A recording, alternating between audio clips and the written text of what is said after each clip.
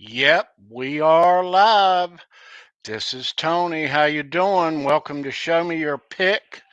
It's October the 3rd, 4:09 p.m. Eastern Time.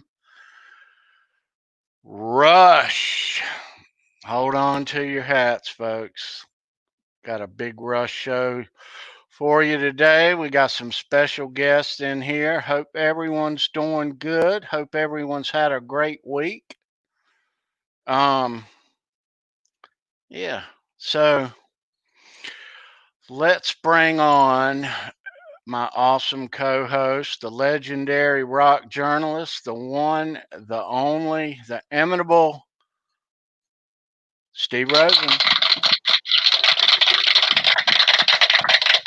Hi, everybody.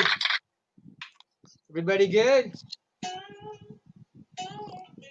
We're good, Steve. How you, sir? Oh, I'm good, man. Good. I did, as some of you may know, I did the Hacks show on Wednesday. Tons of fun. Brought on my buddy Jimmy Waldo and talked some more trash about Kiss. But it's good. It's been a good week, man. We saw that. Yeah, I know you were there, That bud. was a great show. Yeah. Yeah. That was a really, really good show. Um, nice to hear about Jimmy and you and y'all's music. Yeah, that's going really well, man. We got, like I mentioned, we got like 3 songs done with David Reese doing vocals. David is the current singer in Accept. And we got a couple more tracks that we're about to send to him. And yeah, Jimmy and I are revisiting a song that we did a while ago. It's called Toys Night Out. Say that 3 times quickly. It was actually supposed to be like a little kind of a horror song for a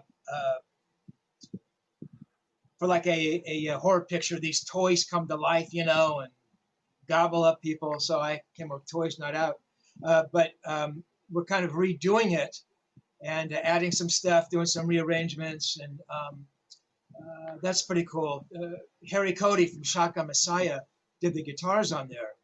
So we're kind of keeping Harry's guitars, and then I'll come and, lay some, complimentary guitars over that stuff. So that's pretty fun, I dig doing that Yeah. stuff. So, and hopefully at the end of the day, there's a little deal for this, David Reese singing these songs, and who knows, man?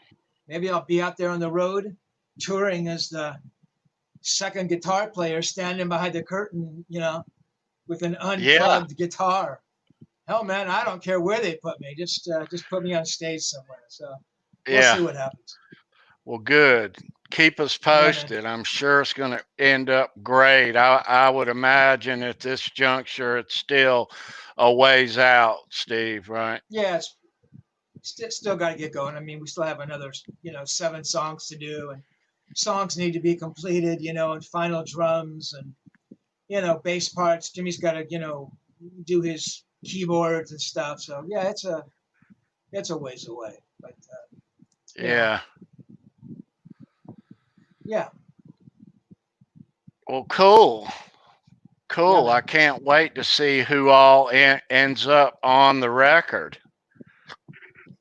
Yeah, and I think I'd mentioned on Hack's show, about maybe, calling on some more of my famous buddies. I mean, they're not like they're close friends, but guys I've interviewed over the years, something about, giving Steve Lukather a shout, have Luke play a solo, which would just be fucking unbelievable.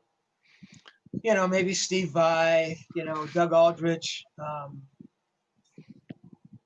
We'll see. I mean, again, these guys are busy. Even at home, they're still working on music. But hopefully they dig the tracks enough where they go, hey, yeah, man, that's good. I'll put down a solo. I got a couple of minutes here, so we'll see. We'll see. Well, heck, maybe if you land a couple of them, you can get them on here one weekend too. Well, if I get them on here one weekend too, they're going to be on here talking about my songs. So, oh yeah, sure. That'd be I great. might do that, and and they might be into it.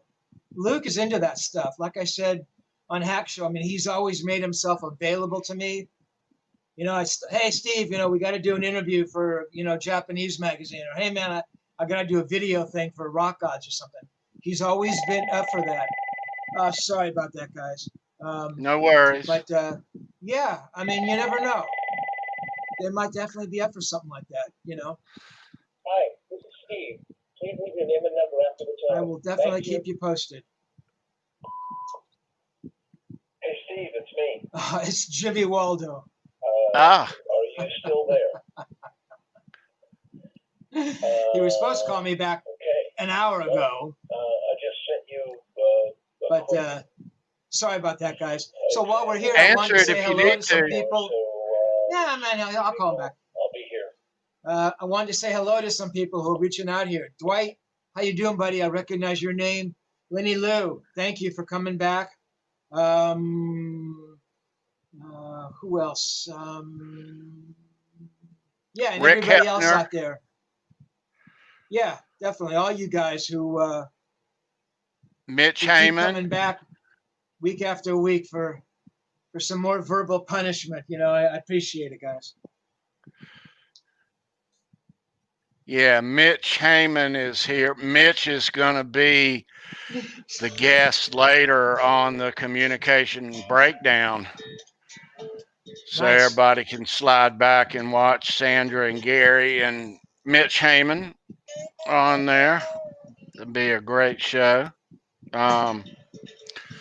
So, Steve, before we get into Rush here, we got a special guest in the house. We do. Who is going to join us. He is a super huge Rush fan. This guy is a guitar maker. He makes Cigar box guitars by hand. A lot of you know him here in the YouTube community, and he's a heck of a nice guy, and I'm happy to have him. Let's bring him in. Brendan B. Squared, the one and only. There he is. Hey, guys. Those are very, very kind words, Tony. Thank you. And I just met Steve earlier before. Great to see you again, Steve, so soon. Good to see you, Brendan. And happy to be Brendan, here. So we were last talking. I don't interrupt. We were talking about you making me a guitar, right? Yeah, I think we were. Yeah. What conversation? That's what I thought. Okay. Absolutely. I have it right here. Just wanna put it on record. Make sure the audience can hear this. No, I'm kidding, man. No, it's cool, man. You're doing that and you're getting it out there. I would gladly Cool. make you one, Steve. If you want like a slide, you want a fretless, fretted, I can make whatever you want. So wow. I don't know how much you're into slide guitar, but I'm starting to enjoy it a lot. Wow. Yeah. Cool, man. We'll talk. We'll definitely talk. We'll talk later. No doubt. Hi, Excellent. everybody. Thanks. How's it going, Brandon? It's going great, man. Thanks for inviting me in. I'm already seeing some highs from some of the people I know, like Lenny Lou, Dwight Bailey, Sandra, of course. A lot of people. Nice to have you here, dude. Thank you, buddy. Nice to have you. So, on your YouTube channel, it's very interesting, these guitars that you make. What got you into making these things, dude? These, I think the only artist that comes to mind that my brain is You can say Billy Gibbons. Bo Diddley. Bo Diddley, yeah. There's a lot of there's a few people that it depends on what what genre, what kind of music you listen to, but Billy Gibbons has been known to play some. Yeah. Samantha Fish, she plays a nice mean one. Some people rock them out. I mean, they're not mainstream by any means, but maybe we'll change that one day. Maybe more people will start playing them. So Brendan, are these like acoustic and electric?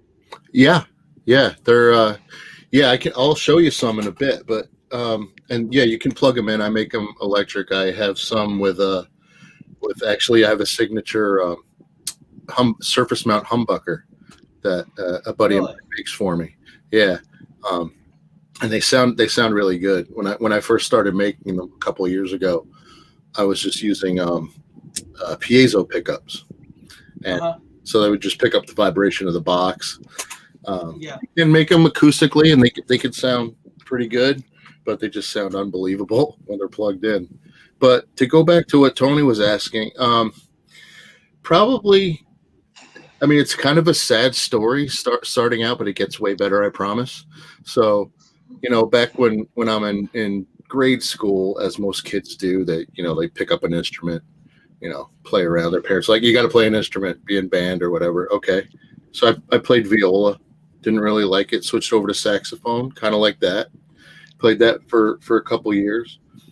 My parents got divorced and we moved right in the middle of 7th grade. So we get to a new school, and I go to band practice. I want to still play my saxophone, and the band teacher, after I don't know a couple of weeks, pulls me aside after, goes, he's like, you're really no help to the sax section. You probably shouldn't play music ever again. And I was like, huh? So one, why would you say that to a kid? And yeah, exactly. And it really bothered me, and it stuck with me. And I was like, oh, maybe he's right. Maybe I'm not good. So I kind of shied away from anything musical for quite a few years after that. I mean, I started getting into music again later, just listening to it, but playing, no, didn't want to do it. So fast forward to maybe 3 years ago, my brother-in-law is in a blues band, and he plays bass. So I'm like, well, maybe I should think about trying to learn something again. Maybe I'll play bass or something. So I start, Googling things, watching some YouTube stuff, and I see this guy on there, and he's got a cigar box guitar. I'm like, oh, what the heck is that? It's 3-string cigar box guitar. I'm like, that looks cool. So watched some more YouTube videos, actually contacted the guy, and we talked for a while, and I ended up buying one. He ended up making one for me. And while he was making one, I mentioned before to you guys off camera, but some people know that I'm an engineer by trade, electrical engineer and mechanical. And so I tinker around with stuff. I got a little shop. I can do stuff. I'm like, well, maybe I can make one of those. So it takes about anywhere from 1 to 2 weeks to make a good one, right? So, in my opinion, and you could make one sooner. You can make one in an hour if you want, but the quality is a lot different, right? So I'm waiting for mine to come, and I'm like, well, I go pick up a couple of cigar boxes, right? And I'm like, well, let me make one. So I actually, this is the first one that I ever made back in 2018. Just a little wooden box, and I have a fan cover from a computer as a little sound hole, right? So kind of neat. The neck is oak, and it's not shaped very well, but it's good. The fingerboard is actually MDF. It's just regular, like just piece of piece of wood.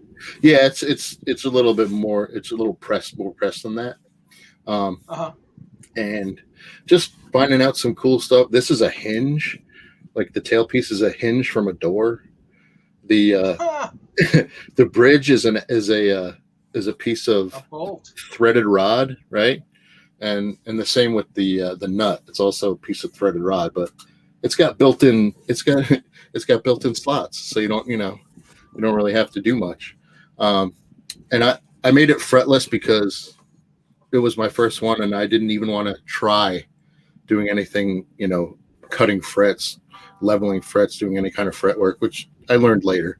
But I cut some slots, and I actually hammered in some tie wraps, some zip ties, just so I had markers.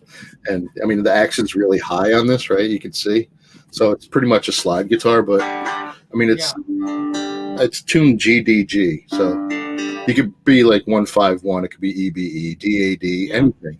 So, but it's, that's cool, man. When you were asking about acoustics, it's pretty good. Wow. And this one's electric too. It's got a little piezo pickup in it, and I could plug them in later if you want. But it's so fun to pluck around with. And once I made that, and once I got the other one, I was just hooked. And so from 2018 to now, I think I'm building right now. I'm building number 60. So wow. I've built quite a few. I built some different ones. I built a few 4 strings for some people. I built a guitar out of a shovel. I'm pretty sure you probably heard of Justin Johnson. He's done that. And I built a guitar out of a crutch. I try to build some weird stuff, but and you've seen C6 Steve. You know who C6 Steve is? He has his hubcap guitars and all kinds of weird stuff. But I really show us those two, Brendan. Show us the shovel. Oh, the shovel I got right here. So the shovel is pretty neat. I think I broke probably 8 drill bits trying to drill through this thing. So, but this is a surface mount, flat humbucker. Just drilled some holes in. It's electric. A little volume knob. Burned in the markers with a soldering iron. And look at the action on this one. Put your hand through it. Wow. So it's definitely slide only. And then I did get the yeah. What's up? Go ahead. I'm sorry, Brendan. Show us one that you actually play that isn't a slide. Do you have one there? Yes, I do. So sorry. One of the latest ones I've made is this one. I've gotten a lot better. So this one, I fretted this one myself. I cut and polished cut the fret slots, put the frets in, did all that. And this one's, it's a 25-inch scale. So, just the thing about these 3 strings is they're one finger chords, So it's pretty neat. I love I love the threaded rod, so I use that as much as I can, and I really do. I hand make some of the bridges too. Basically, I cut a broom handle in half and then tap a jumbo fret in there for the bridge. So, and it holds it fine, holds it in place. This is the humbucker I was talking about, Steve. This is the humbucker, the flat. It's very. That's the one you make? I don't make them, but a friend of mine makes them for me. Oh, right. So these are the ones that they just sound unbelievable. Let me give you an example of that. So you've heard the acoustic part of it, So if I have a little pedal board with fuzz. Fuzz is my favorite, and this, I don't want to make it too loud. So, but that's that little humbucker's doing all that noise. So it's pretty damn loud. It's pretty damn effective. So it's unbelievable, man. It really is just a sound coming out of that thing. But yeah. So can you? I'm sorry, Brendan. Can you play single note stuff on these guitars? Oh, absolutely. Yeah. I mean, you can. You can. You can go all the way up.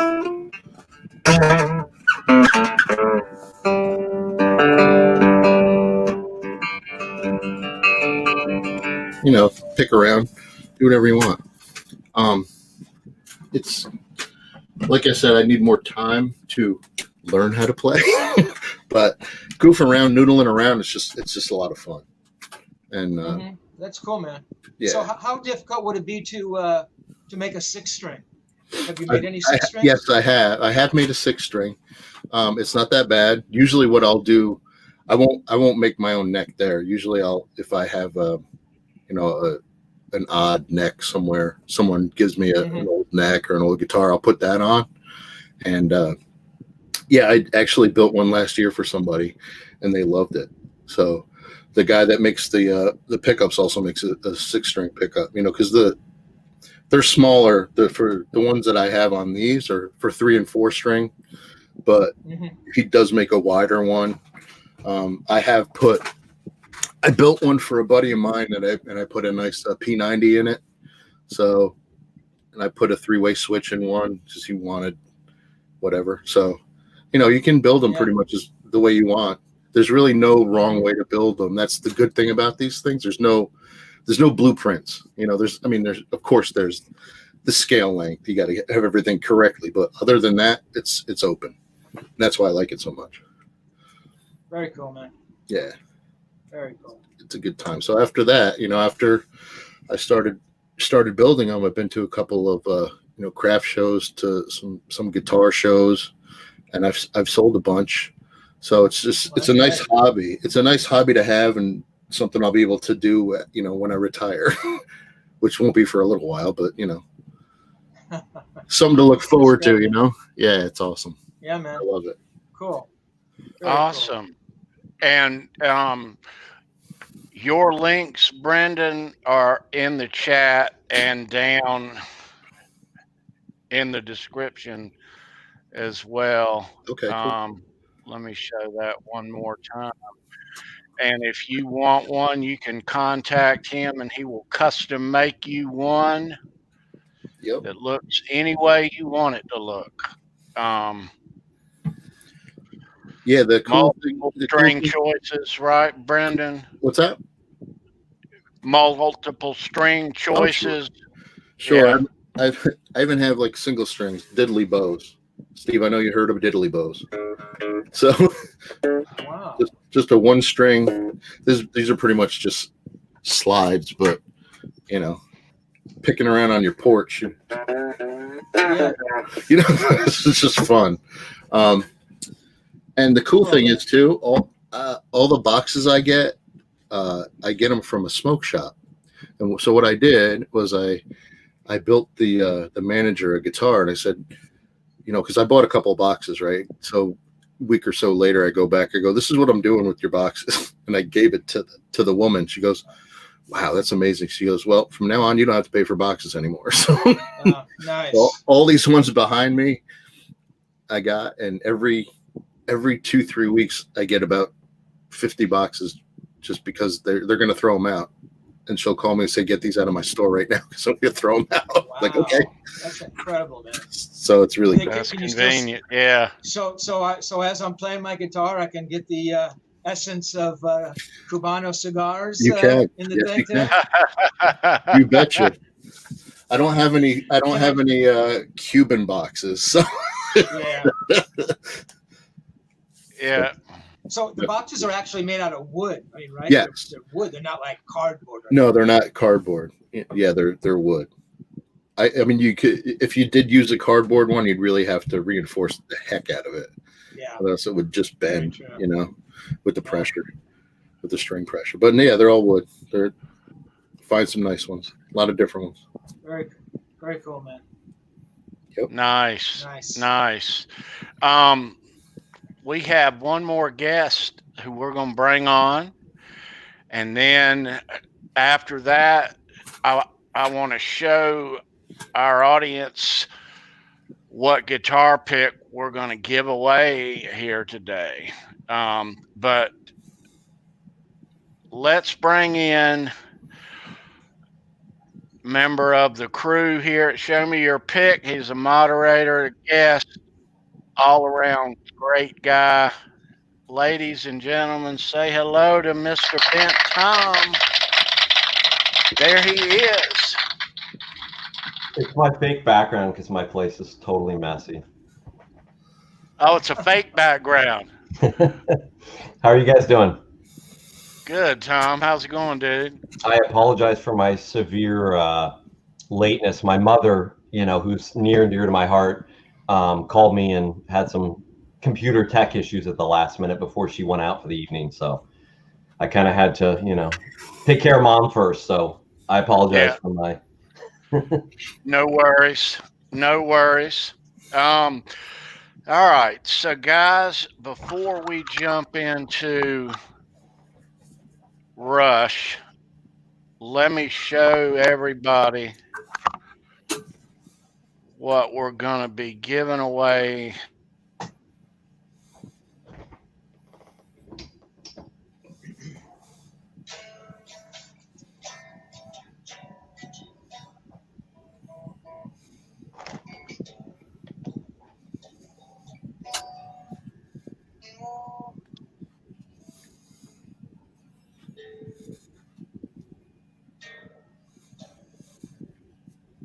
And that will be going up for grabs a little later on in the show.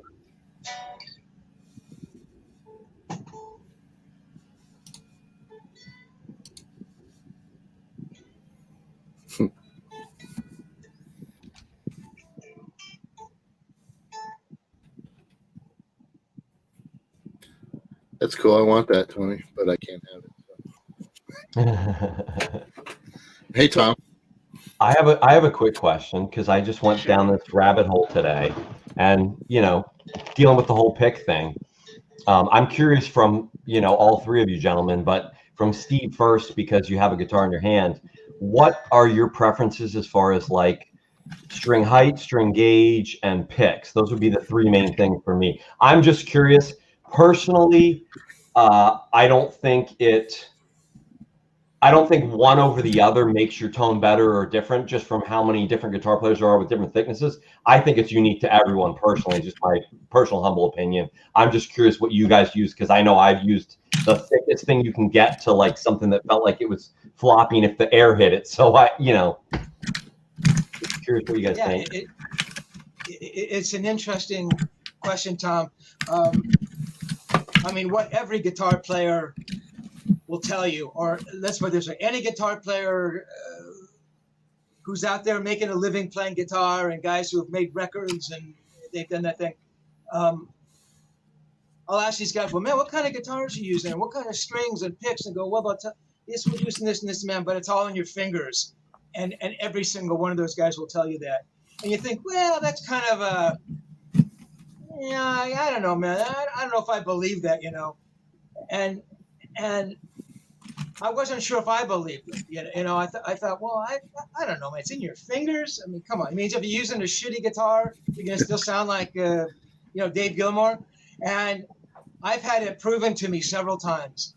I've brought my guitars to interviews, and I'm sitting there doing my butchering of a song and my, horrific vibrato, and they'll pick up the guitar, and sure as fuck, man, the most famous example of that is Eddie Van Halen. Ed used to come over to the house. A record would come out, and he'd come over and he'd play me the tracks. And he'd either bring one of his guitars over just because he always had a guitar, or he'd play one of my guitars. I always had a guitar around. And there's an interview I did where he pulled up this Strat that I had, and I'm sitting there playing, and then he takes it, and the thing is unplugged, and it's Eddie Van Halen, man. And he's using my pick, which was some medium thing, my gauge strings. So first and foremost, at that level, it's all in their fingers. Those guys could pull out any guitar, any amp, and they're going to sound like that. For me, it's always been kind of 9 gauge, which is kind of, light strings, Ernie Ball's 9s with medium picks. For me, that was always the easiest to use. I've talked to a lot of guys, and a lot of guys use that combination. When you say that the string and the pick combination doesn't matter to the sound, I used to think it didn't. I think it does. Okay. I think the heavier gauge string you use, I think the more tone you can get out of your guitar and your amp. Okay. Obviously, the more you go up in string gauges, the harder it is to play. But I think it just brings more tone out of the guitar and the amps. So Pete Townsend, I think, plays minimally. He has a 10 on his high E, and it might even be higher. Wow. And I mean, if you listen to his guitar sound, and Pete's not a lead solo player in the way that, Jeff Beck is or any of those guys. But I mean, his rhythm stuff and all that unbelievable stuff that he does, that's because he's using heavier gauge strings, stuff staying in tune. On the other side of that, Brian May, and I played his guitar, and it was like impossible for me to play, uses an 8 on the high E, and I think it goes up to like I don't know, man, a 31 or a 32, which is like some guy's fourth strings, It was at the point where if you breathed too hard on his neck, it was out of tune. So I would literally, as lightly as I could, I'd make a chord, and it was out of tune. And then he'd take it, and he does that Brian May stuff. So I don't know, man. I don't know if that answers any of your questions. I really believe that string gauge and your pick choice has a lot to do with it. Again, guys using mediums, guys using, a lot of the jazz guys will use the teardrop picks. Luke uses like the little teardrop picks. Again, Brian May uses the English penny, which I've never heard anybody do. I take that back. I've known a couple guys who've actually used, like a regular shape pick, but a metal pick. Right. Brad Gillis and I think Jeff Watson were using. There you go. We're using metal picks. Those famous. There you go. Those famous Def Leppard picks. So, then some guys, Page uses, kind of like a Herco with the, the granular, the raised surface on it. So, so what you have to learn, it's very simple. Just learn how to play like David Gilmour, Eddie Van Halen, or Jimmy Page, and you can play whatever the fuck you want, right? So simple. There's my 5-minute tutorial on picks and strings, guys. No, all good information. I think that the player himself, it's what you're comfortable with. There's guys that use the 1.0 that never use anything lighter, and they play a heavier thing. And then there's guys that use really light ones. But I don't think that the sound, I think that with heavier gauge strings, it'll make a difference in the sound a little bit, but mostly it's what the player is comfortable with in his hand and how he plays in his right hand or left hand if you're a southpaw. But and it's funny. I don't mean to interrupt here. I've had the honor of playing some of these guys' guitars. I mentioned the Brian May guitar. I mean, besides the strings being ultra light, the action was, it was so unbelievably low. It was just unbelievable. You played his Red Special? Yeah. Oh, shit. And he had several of them, but this was like the guitar that he used on the record. I mean, this was like, his guitar. That's insane. And I played some of Ed's guitars, and I don't mean like Ed's, Kramers that he had stacked in the corners, but a couple of his Frankenstein guitars that were used on those records, and his action. I mean, man, you think, well, my God, a Van Halen guitar, this thing's going to play great. I couldn't play it. I mean, it was really, really heavy action, man. And his vibrato bar, which is another thing, a lot of these guys, Jeff Beck's vibrato bar will come up and go down. Well, Ed's only went down, right? You'll never hear Ed. But the way that Ed compensates is that he'll start, the note down and then he'll bring it up, the beat it solos. I know I'm jumping all over the place, but his guitars, No, man, were no. really hard to play. Um, play some of Luke's Music Man's. Those are pretty easy to play. Some of Steve Vai's guitars, pretty easy, but it's not what you envision. And it's like Tony said, man, it's what these guys get used to. So, yeah, man, strange thing. Along with that, I don't want to cut Tony or you off No, either, no. but the only celebrity guitar I've ever played, I was a young kid. I went to see Extreme, and I mean, smaller, not at the level of Eddie, but I was huge into Nuno, and I met Nuno's guitar Right. tech backstage. I was probably 19, and he just, I think, liked that I was a young guy. I didn't want anything. I wasn't asking for pics. I didn't want a photograph. I just wanted to know about the gear, and he let me pick up Nuno's guitar. I couldn't play it. The action, I've never seen action that high on someone who like shreds. Like that blew my mind. Like it's like a foot off the neck. But it makes sense that he gets like so much clarity because when your action is that high, you're only sounding the notes that are actually pressed down, Exactly. Last story. I played a couple of Yngwie's Strats. I mean, these are the guitars that he used on stage and on record. And Yngwie is, famous for scalloping guitars, which he got from Richie Blackmore, which to my mind is just, I don't know, man, that is just otherworldly brilliant to me to be able to conceive of that, to get like that. So your vibrato is deeper. And anyway, I just think it was amazing that Blackmore could have come up with that. But his guitars, my God, I don't know if you've ever played a scallop guitar. You now have to push all the way down. That thing is scalloped so that, the top of the neck is like, way, and you really got to push down. And I mean, I couldn't play it, and chords, you got to really press down. So it was amazing. You need good finger strength for that, Exactly right. These guys play 10 hours a day and that's what they do. And that's what they've done for the last 30 years of their life. Sure. And again, you're talking to these guys and back in the day, I mean, obviously guitars weren't built as well. So a lot of these guys, of an era, of an age, most of these guys we're talking about, they were playing shitty, Ed was playing Taisco Del Rey's, and these Cuccinelli guitars, with 6 pickups and 14 knobs and, and Kent guitars and these things played like shit because none of these guys could afford, even a cheap Fender back in the day. Right. So you grow up playing those kinds of guitars and you're building your strength, and these guys were so dedicated, and focused. So they're playing hours a day on these guitars that play like shit. They then move on to a guitar that plays well and lighter strings maybe, and they get a pick that's more suitable to their style, and they're off to the races. So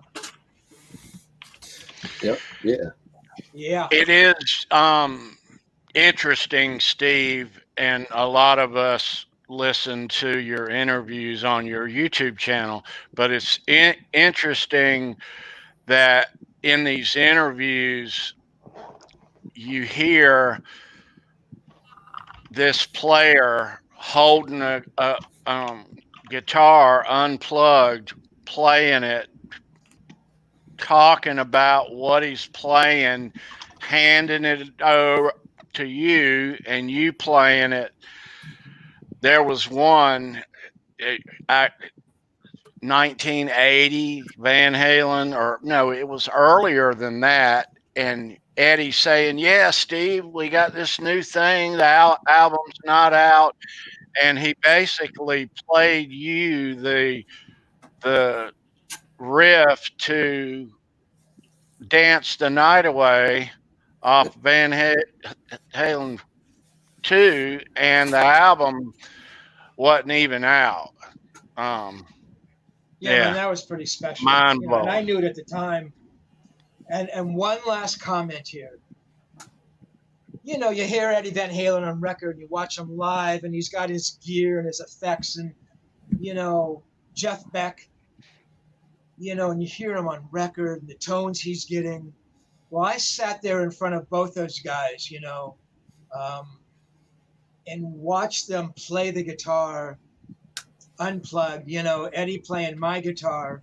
In fact, when I interviewed Jeff the first time back in '73, I had brought a Strat that I had, and he's sitting there and he's playing it, and you know, I mean, you marvel at how these guys play, man. But you sit there 3 feet away from these guys, and you're watching them play, and there's no effects, and you're just watching, you know, the way the pick hits the strings and the way their fingers lay along the fretboard, man. And it is something different. I mean, there is something really magic about it, and you realize, at least I did, how truly extraordinary, I mean, these guys are. That, you know, it's just otherworldly stuff. I mean, I watched Beck do this stuff. He played the riff, and I don't know if any of you guys know this song, Barabba-Jackal, which is a song that he played with, he came in and did a couple Donovan songs. Donovan and the Jeff Beck group were managed by the same, were produced by the same person, Mickey Most. Anyway, he went in and did a couple songs with Donovan. And the song called Barabba-Jackal, which is the coolest riff you've ever heard in your life. And he's playing the riff, and it was just unbelievable. I mean, the feel and the sound coming out acoustically. Anyway, these guys, you know, there's a reason why people respond to their playing, you know. It just goes beyond. Do you think, Steve? Do you think they're just born with that talent? I mean, I don't know that you can learn that talent, right? I mean, I think you got to be born with something like that. I absolutely 1,000% believe it. There's no doubt in my mind. Jeff Beck, and there's some rough recordings of his around. There's some early Van Halen stuff, but even then, he's been playing for a while. But there's some stuff with Jeff when he's 16 or 15, and he's been playing for a few years, and he's Jeff Beck. I mean that. Yeah. I mean, to my ears, I could hear one chord from Jeff Beck when he was 15, and you could tell. But there's no doubt in my mind that they were born with it. In the same way that I believe that great writers, I don't mean songwriters, I mean novelists. John Steinbeck didn't learn how to write by taking English classes. It might have been refined, the more stories that he wrote. But my God, that guy was like, you know, and Da Vinci, I mean, those guys, you know, I don't think you can learn that stuff. You can refine your art and get better and maybe learn new techniques. But those great ones like that, yeah, man. Yeah, I agree with you 100%. Steve, for the future in the can, we need to do a show that, you know, you can obviously lead the train because that's your wheelhouse, but we need to do a show with no guitar, but all about literature and authors. I think that would be, maybe some people would be bored to death. I would be in heaven. You just named Steinbeck, one of my favorites. So anything dealing with, you know, literature and journalism, I'm in, you know. I'd love that, man. Yeah, John Steinbeck, it's to my mind, he's the greatest who ever lived. I have to agree, yeah. You know, that's cool. Yeah, no, I'd love to do that, man. In fact, I don't want to get off subject here, so Tom, why don't you get down this road? No, but I mean, I'm rereading a lot of stuff that I've read. I mean, you know, stuff that, you know, I've read, and it's last comment, I promise. As a journalist, you know, I sit there and I write, and I've learned my craft, and I've tried to learn and become a better writer. And then I go and I'll sit, you know, and I'll read a Steinbeck story, or T.C. Boyle's one of my, he's just, you know, some of these guys, and I'll go, holy fuck. I mean, I'm not even, you know, I mean, it's like I write and these guys are writers, and most of the world plays guitar, and these other guys we're talking about are guitar players. Anyway, yes, I'd love to talk literature one day. All right, you mentioned something, Steve, T.C. Boyle.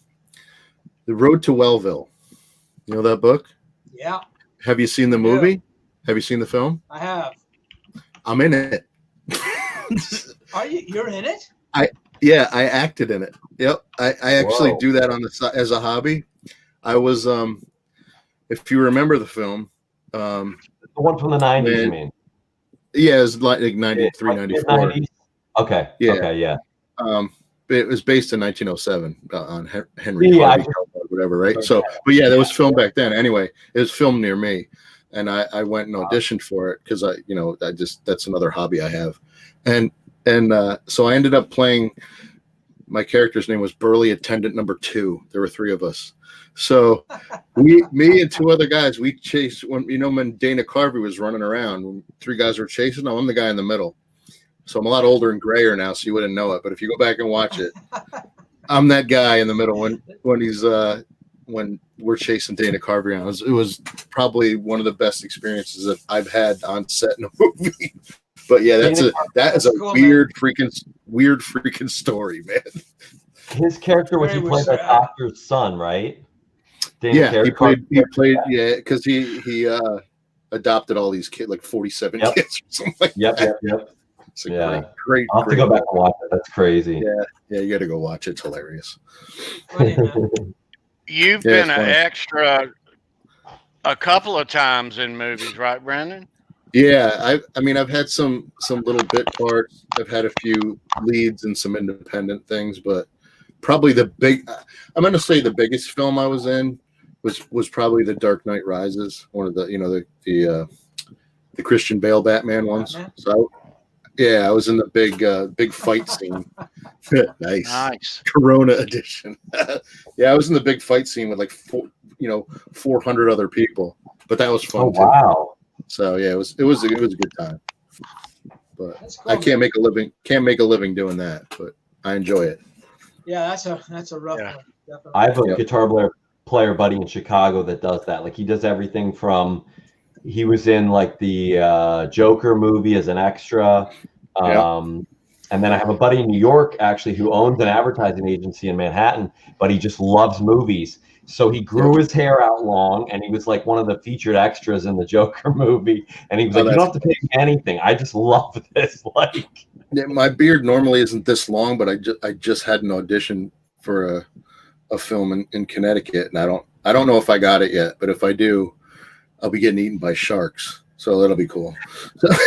Oh, really? That's cool. So, but yeah, that's fun. Nice.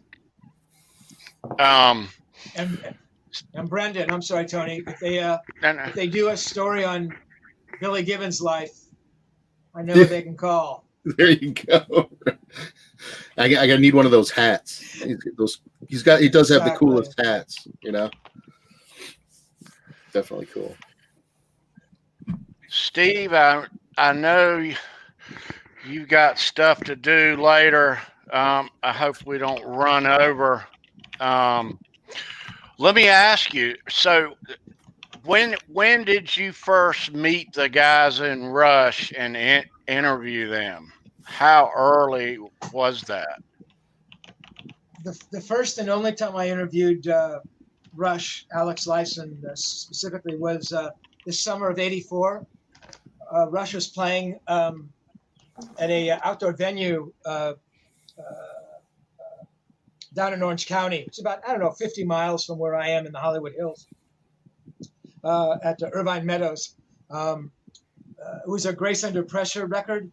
Yeah. And they were headlining, but the Moody Blues were actually also playing.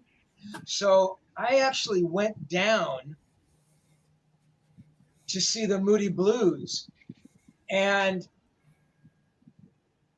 it's strange. I mean, I must have known going down that I was going to interview both bands. But for the life of me, I can't even remember kind of like getting the questions together for Alex. You know what I mean? I remember writing the questions for Moody Blues, Justin Hayward. But I can't remember writing them for Alex, which I must have done. So I ended up interviewing both bands that night. And like I said, I was a huge Moody Blues fan. I loved them. And again, in the pursuit of all fairness and honesty here, I was never a Rush fan. And to this day, I'm still not. I'm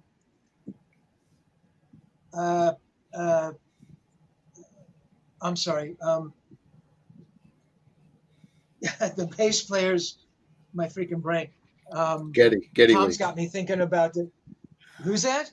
Getty Lee. Geddy Lee. Oh God, sorry guys. Getty's voice was always so cloying to me, and it was like this, I don't know, whiny little girl or something. I mean, hey, I know that Rush has had an extraordinary career, man. They've got hardcore fans. I'm sure most of the people listening here, all of you are hardcore Rush fans. My hat is off. My hat is off to them of the career they've had. I was just never into it. All the time changes. It was like, for me, it was like, hey, look at us. We can write a song in 13/9 or whatever it was. But it's like I never heard them write a song in 4/4. It's like, guys, just do something that I can kind of, dance to. I mean, beat my foot to. It's like if I was going to listen to that kind of music, and I know it's not, the same kind of thing, but, I'd listen to a King Crimson record or a Genesis record or a Yes record. That's kind of where my, my tastes lie. So anyway, I go into Alex's, I think they had like little trailers set up backstage after the show. I mean, they played well, I mean, what they do well, and Geddy doing his foot pedals and, playing bass. And I think he might have played keyboards and done keyboard, Yep. Foot pedals. Oh yeah. All three. And I mean, they were good. Yeah, and I mean, Neil Peart, I've never quite understood the attraction that Neil has gotten. I mean, he's a good drummer. I've heard so many other drummers that just kind of eat him alive, but what do I know? And yeah, so I go in there and I meet Alex, and the guy is great, man. He's just this good-hearted, polite Canadian guy, and very cool. And I kind of walk in, he kind of walks over, and he's kind of extends his hand. We shake hands. He's got a drink in his hand, and the first words out of his mouth goes, well, man, I just had a couple drinks, I could already hear in his voice. He had done his set, man, and just played in front of, I don't know how many people the amphitheater holds. Irvine Meadows, 8,000. It's like, fucking man, if I just got done playing in front of 8,000 people or whatever, I'd have a drink too. So he was a little bit in his cups, but very cool, totally under control. And, had another glass or another mixed cocktail or two while we were talking. There was a little bar set up in there. But the guy was totally cool, man. And we talked about the set and Grace Under Pressure. And the guy was great. I mean, the guy was very cool, very unassuming. And I might have shared this, and I did share it for the Kiss show. And I think Hack had brought up about, Kiss having, 18 reunion tours. And it's like, really kind of denigrating, the Kiss name and the brand, and, going out again, and the final reunion and the final reunion, and last tour and the fucking last tour. And it's like, to me, it cheapens the whole thing. And I remember Alex saying, just kind of wrapping it up, I didn't prompt him by saying, hey, when it's all over, how would you like your audience to perceive you? What would you like your legacy to read like? I didn't even ask him that. Apropos of nothing, he said, hey, when it's time to go out, we're going to go out and we'll have done what we have done. And you're not going to see us doing multiple tours. I'm paraphrasing here. But I thought, hey, that is a classy thing to say. They'd already envisioned, they understood who they were and what they meant to fans, and they weren't going to fuck that up and cheapen it by doing, 8 reunion tours. And I thought that was very cool, I think Steve, conversation, I think they are the only band that actually went out the right way thus far. Yeah, man, and I've heard people say that, and you're right. For a Agreed. band who's been around, my God, I mean, they've been around. 40 something years, you know. I mean, for 40 years, 50 years. Yeah. I mean, how many bands? Yeah. My God, 50, 40 years. Yeah, I think Our his 40, first yeah, record was the dropped last. It was like 42 years, I think. So our 40 was it before Neil Holy passed. God, You know? that is like 40 years in this business. Yeah, Yeah. so it was remarkable. And I remember during the course of the conversation, Andy Parker had come by from UFO, Alan Holdsworth, who was there, obviously to see Rush.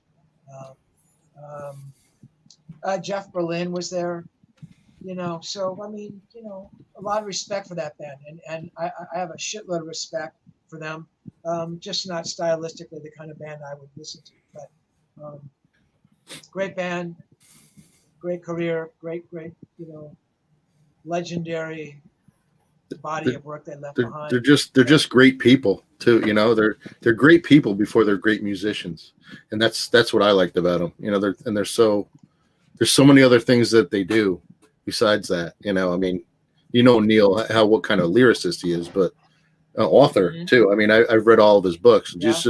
Just a master wordsmith. You know, all the stuff. Yeah. So it's amazing. You know, but very cool. I am biased because they're my favorite band. So, you know. That's cool, man. No, I get it. I mean, I'm sure that they're the favorite band of a lot of people out there. Right. You know, I mean. But that's also the good thing. I mean, the good thing about music is they don't have to be your favorite band. You can appreciate the work they do. You know, like you said, they may not be your favorite, but you enjoyed them interviewing and you enjoyed the music. So that tells itself. Definitely. You know. So Brendan, what was it for you that got you into them? Like for me, I think it was like I was raised in like an Irish Catholic family. So to me, it was like Passage to Bangkok was like this illicit thing I wasn't supposed to listen to, and I couldn't listen to, you know, sometimes that kind of stuff at home. So for me, it was like, yeah. So what was it for you? I can tell you exactly how is. I think I don't remember how old, if I was 11 or 12, and we were over at my parents' friend's house, and they were getting rid of a bunch of albums, and it was just a pile of albums, and they're like, we don't want anything. Why don't you go through these? I'm like 11 or 12, so I'm going through, and I see this, you know, Caress of Steel. I'm like, well, that looks cool. You know, I open it up. I'm like, ooh, that looks neat. There's Inside, you know. I'm like, that's cool, you know. And it's a simple name. Let me check them out. And so that was my first Rush album, and it's one of the more obscure ones. So you wouldn't think like, you know, that's not what they sounded like most of their career, but some of the songs were cool. I mean, who sings about going bald, right? So, I mean, I think I'm going bald. That's a hilarious song, but you know. It's the way that they played together was just amazing to me. And then I, you know, just started getting into some more, you know, looking at other things, Fly By Night, and some of the live stuff. Moving Pictures, of course, is one of my favorite albums that they have. I mean, they're all great. I have them all just because I'm a Rush fan. But I think Caress of Steel, that's when I saw the album cover, took it home, played it. I'm like, this band's amazing. And then I just, you know, went into the rabbit hole from there and never looked back. So I've seen them a bunch of times, probably seen them about 12 or 13 times. Never met them, never got backstage or anything, but I didn't really even care. I was just happy to be there, you know, happy to see them. Yeah, it was great. Yeah. Guys, I'm sorry. I hate to do this. I have to jump here. Time is kind of crazy for me today. It's been a pleasure as always. Thanks to everybody showing up. Brendan, Tom, all the people on the chat. Tony, thanks, man. Everybody take care of yourselves, and we will see you guys next week. See you later. Ladies and gentlemen, Steve Rosen. Thank you, See you guys. Thanks, guys. Thank you so much. Hey, Tony. What about you, Tom? Go ahead, you said yours was what was your Passes to Bangkok. foray into Passes to Bangkok. Yeah, The lyrics are what drew me in first because I'm like, oh, this is like, you know. and you were cool with his voice because, like Steve said, you either love him or hate him. You know, there's really no in between. So I grew up listening to so much like guitar heavy and guitar centric music that I honestly have to say, you know, probably at this point in my life, a little bit embarrassed, but I probably didn't start listening to lyrics and music till I was almost in my 30s.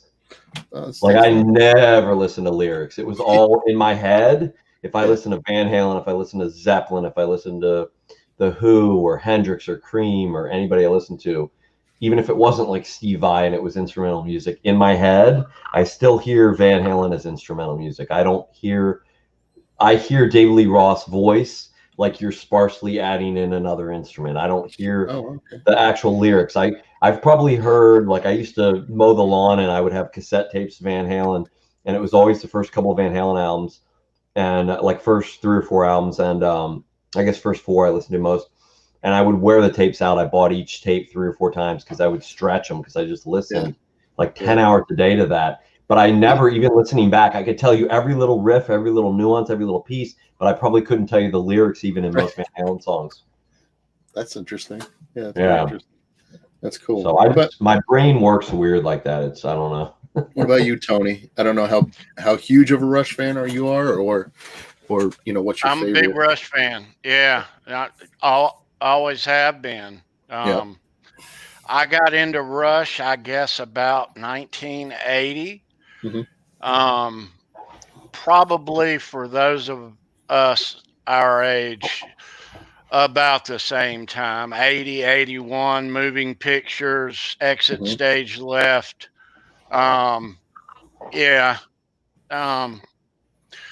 Great songs. I went and saw them a couple of times. I saw them 81, Moving Pictures, and that next tour, Signals. Yep. Right? Yep. Yeah, I saw those two. Didn't go back ever again. I didn't. Only those two. Only those 2 times. They were good concerts to see. Yeah, I'm they upset. were. I'm upset that I did miss the last, you know, tour before Neil had passed because no one knew he was going to, of course. But right. I saw the year before and the year before that, but then I forgot why I couldn't go. I might have been on vacation. It was too far away. I wasn't going to drive like 20 hours to go see. I would, but you know, the wife probably wouldn't have enjoyed that. But well, when you don't know it's the last one, if you knew it was the last one, hindsight, you would have driven 20 hours. Yeah. I would have driven for 2 days. But, you never know that. You know. Right. So I mean, that was tough. That hit me pretty hard. You know, I mean, just musician-wise aside, just the person he was. You know? Well, it seemed sudden because of how private he was. Exactly, and that, and I've talked to people about that too. I mean, you know, in Tony's favorite song, which is Limelight, right, Tony? The lyric, you know, I can't pretend a stranger's a long-awaited friend. That's the one lyric that's the one that sticks to me. That's Neil. Gives me chills. Right. Yeah. I mean, it's crazy. When he describes that lyric in his own words and how it, you know, feels to him, I was like, that's crazy.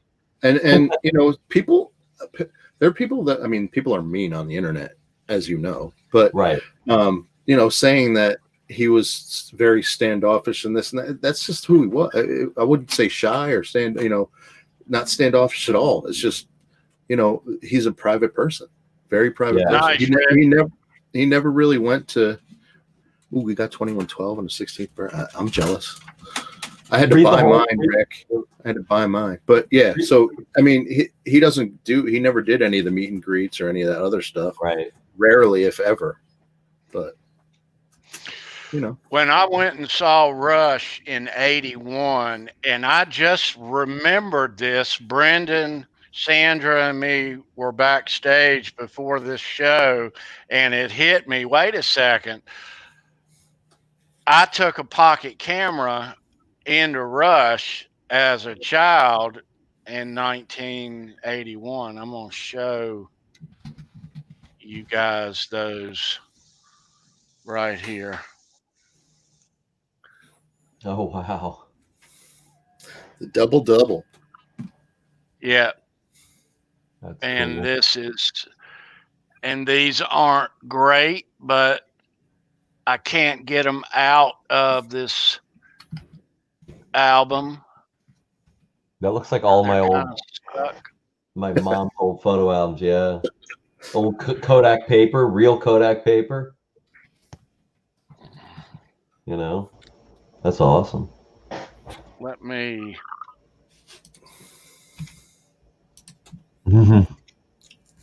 That's so cool. Isn't that cool? Just insane. It almost like these days looks like, oh, did someone like, do that in Photoshop? Like it almost doesn't seem like it's real, you know? I know.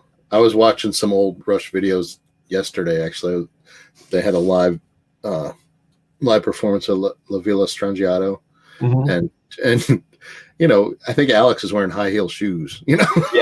Dude, how do you do that? And of course Geddy's just popping around the stage with the foot pedals and the keyboards, and he's singing, and I don't know. It's amazing. It's amazing to me.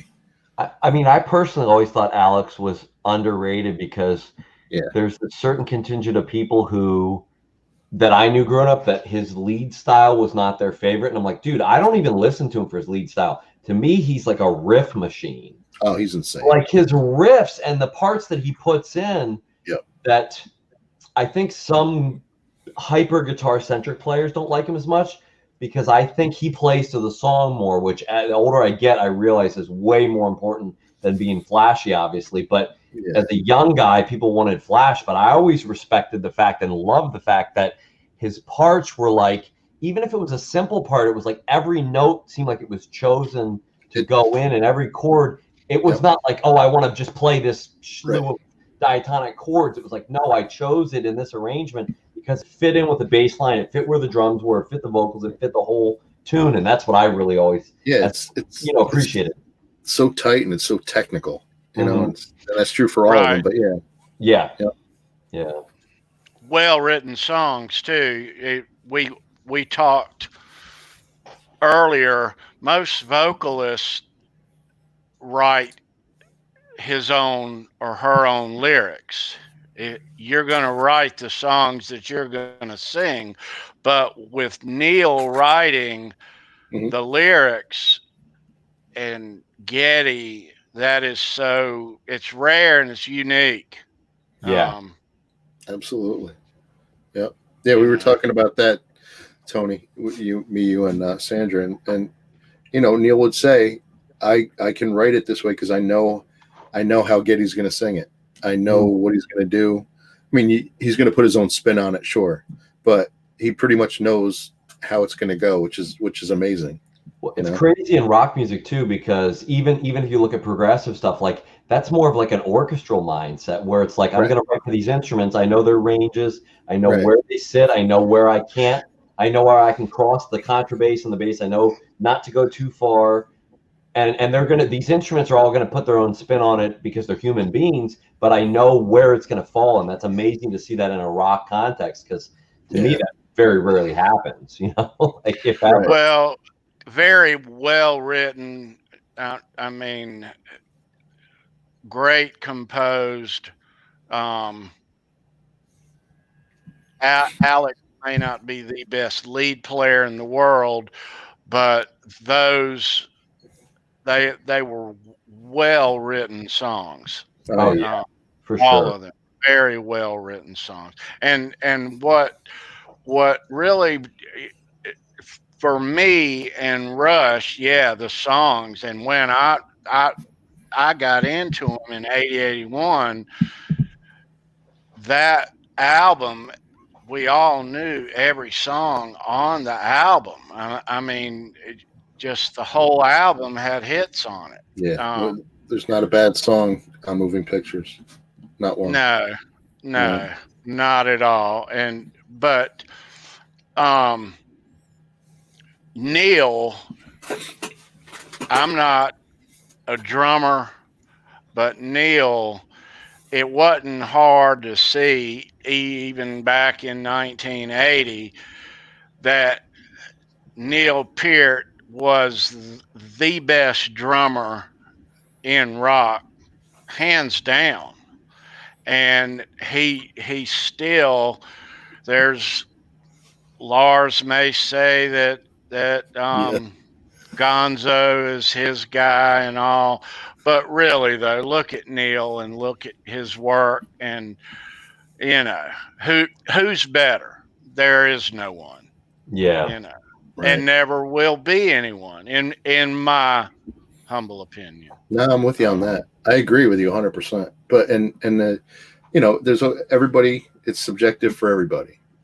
Like Steve was saying earlier, he's not Neil's not his favorite drummer, or maybe he doesn't think he's the best. That's fine. I don't know if he was joking or not, Tony, but because I know you said, "Oh, he's a big Rush fan, he's bluffing," but it's. I was just playing. Yeah, I was just playing. I know. So, but that's that's true. Not everybody's going to like that, but I've talked to people before saying, I think, in my opinion too, Neil's definitely the greatest, but I think that Neil could probably play everything and anything that John Bonham can play, but I don't think the other way around could happen. Well, I always liked how Neil, in the course of each song, kind of like Keith Moon did, but Neil did it by design.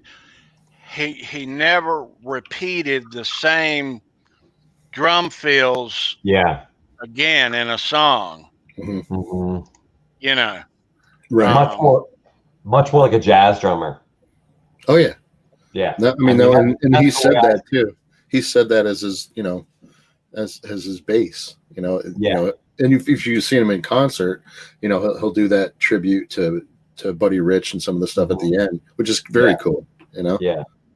But even like, he does the polyrhythm fills and stuff that like most rock drummers are like, a poly what? Like, right.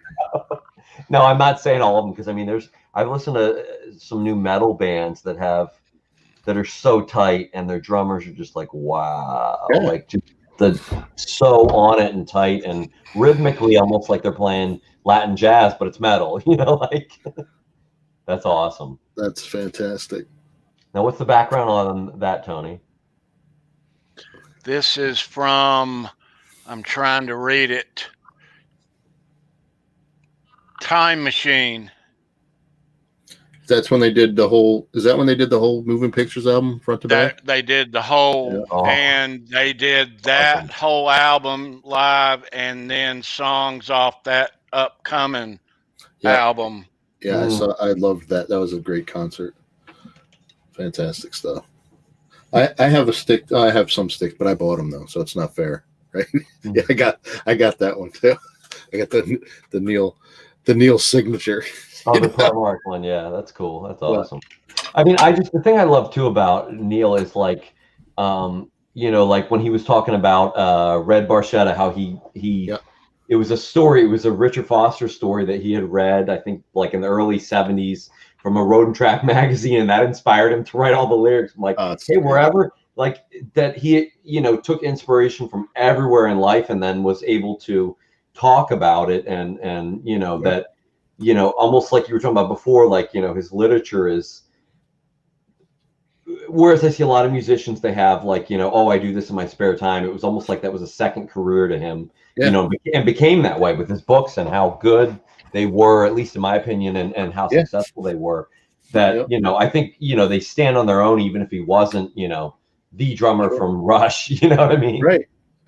He wrote, 4 or 5 books, and he graphic novels. I have this, the Clockwork Angels graphic novel that Neil wrote with a couple other guys, and it's just hold that up again. That's an awesome cover. I love that. It's the back is awesome too. I love the back. Oh, nice. Just and all those symbols mean something to him. They mean something, right. And they were a lot on one of their final tours. All the drum sets and drum kits and stuff, and it was cool. I don't know if you go deep into YouTube with Rush as I do, but they had a interview with Neil when he went and he was building I forget what the kit was for, but he got this tree that was sunk in a swamp for like I don't know how many hundreds of years, and he pulled it out. Remember that? Maple? Yeah, something like that. But he built a kit out of it, and it was yeah. amazing. So when the same thing they do with guitars. So when the wood sits in, I forget what the temperature is, but if it's sub-zero temperature, it preserves the wood from oxidizing, and the wood basically stays almost in it's almost like in a cryogenic state. Right. And but it was many hundreds of years old. Yeah, so they've done that with guitars too, and it's amazing because you have this wood that shouldn't exist, and it's like 150, 300 years old or whatever. I remember that though. That's awesome. Yeah, it's very cool. Guys, yes. I have a surprise. Yes, sir. I have a surprise. No, I'm not making cookies. No, it's not pizza. I have chocolate. It's not a keg of beer. I don't drink beer, but sounds good for everyone else. It's something far better.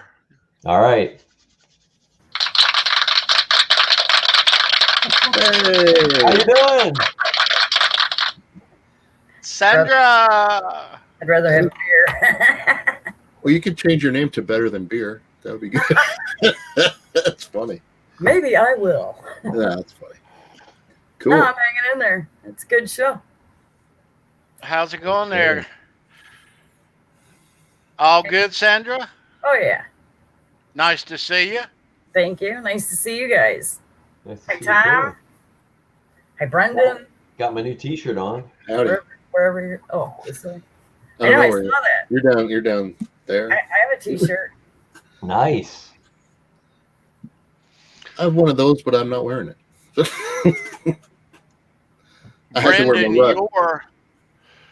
your Hey, Gary. links are in the show, and I hope that you get some inquiries about I appreciate it. It's always very much appreciated, man. Yeah, I'm happy to talk to anybody about it. Cool. Hey, Gary. Yeah, go subscribe, guys. Hey, Gary.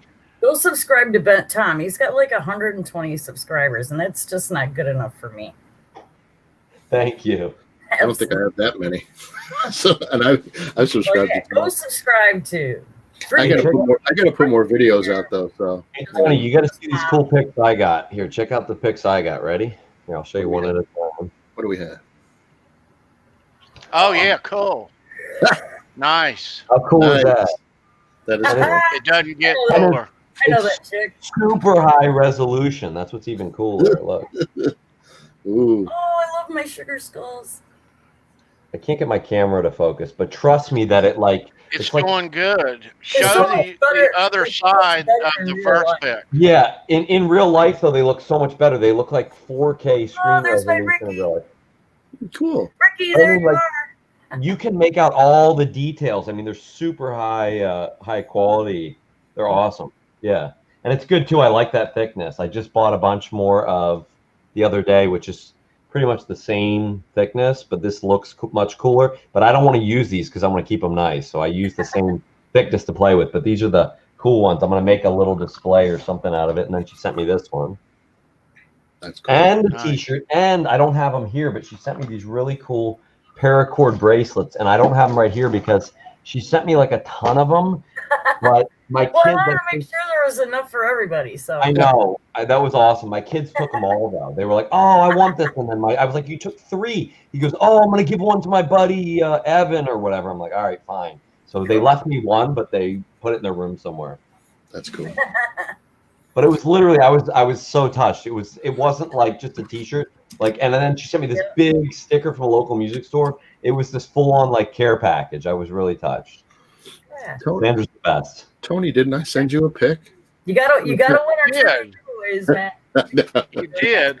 Let me show. I got some mail just today. Brendan sent me some of these decals. Yeah. I like that logo. Really cool, man. I'll be dropping one of these in the envelope of the trivia winner. Oh, nice. So Cool. you get Did one you- of these. Did you design your own logo, Brendan? I worked with Love one of you my too, Gary. one of my roommates from college was a graphic designer, and he helped me with it. So I was going to ask if you were a graphic designer because your stuff always looks like. I sent Tony a What a butt great cheek. pick. I love that one. So that one's hilarious. And on the other side, It's the same more thing. butt cheeks. You can never have enough butt cheeks. Now, is there a certain place where you order your custom ones from, or is it local, or? No, that one, I just threw that idea. Like I found this, I Google imaged cartoon butt cheeks. Oh, And that's the image that came up, like Cool. one of the free ones. And then I just wrote my name on. And I looked at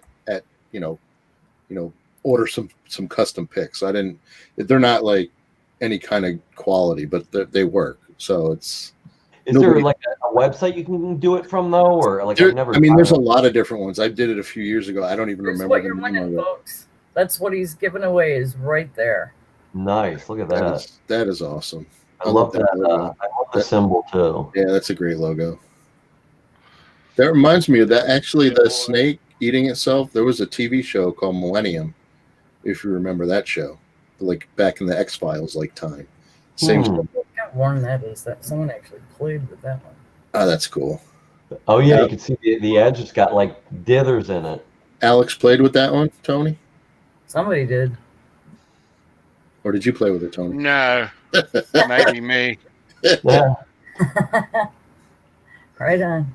That's cool. Well, it's funny. Like the only played guitar pick I ever got was I got one just last year because I don't have a ton of them or anything. But I went to go see locally, like maybe 45 minutes from here, Philip Sace. I don't know if you're familiar with him, but used to play with Jeff Healy and stuff and a couple people. But I got one of his. He actually gave it to me himself afterwards. And there's a divot in it because he's just like, he uses the side of the pick into the strings for scraping noises so much that every song he'll go through like 2 or 3 picks. And I think he's like a 0.6 or 0.7 mil. And it literally, I can show you over here, it's like a jagged cut through it. And then he just rips them. He'll like do it. And once he rips it up and he sees it's ripped, then he just throws them down. And, for a blues type player, he had a line of picks like you'd see normally at a rock show, like 40 of them on his mic stand, and he went through most of them, Wow. It's crazy. But yeah, he said the only endorsements I care about are strings and picks. Yeah, really. Those are cool. It's like putting socks and underwear on your rider if you're like a touring musician, because then you never have to do laundry. I'm like, this buddy of mine that used to do touring, guitar work said that to me once. This friend of mine, Jeremy from school. And I'm like, that's a brilliant thing. And he goes, it's not my idea. I learned it from musicians who had done it for like 15 years. Yeah. Those are the things you put in your rider. Don't put expensive alcohol. Put on like 2 bags of tube socks. Because when you get stuck in Milwaukee, he said at like 3 a.m. and the closest Walmart is like 15 miles away, you'll appreciate that they have a fresh thing of socks and boxers for you there. That's brilliant. Cool. Everybody cool. smile. What's That's that your one, Tony? thumbnail. That's awesome.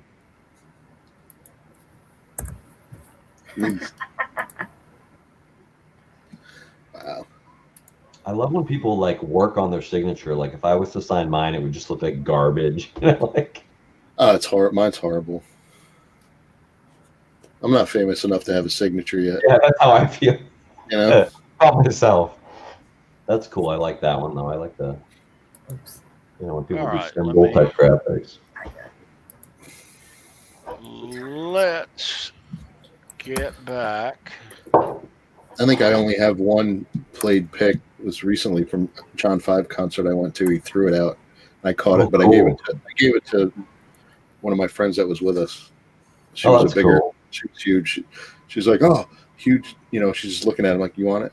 Oh my god! I'm like, yeah, you can have it. Cool.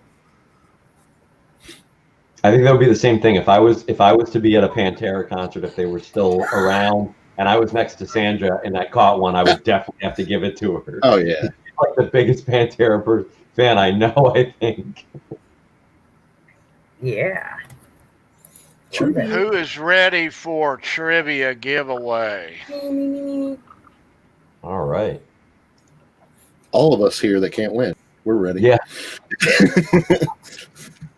Yeah. I'll hold my guess, and then I'll tell you honestly if I got it or not. All right. Good luck, chat. So everybody in the chat, Pay attention. pay attention. You got 10 seconds or less. You got to be subscribed to win. Kidding. Don't kid. They better be. Hobo Roadie is here. Hey, already. How you doing, dude? Mr. Rock is here. Nice to see you. It's good to Gary's here somewhere. see you. I love my chat. Gary knows to show up before the giveaway. Right.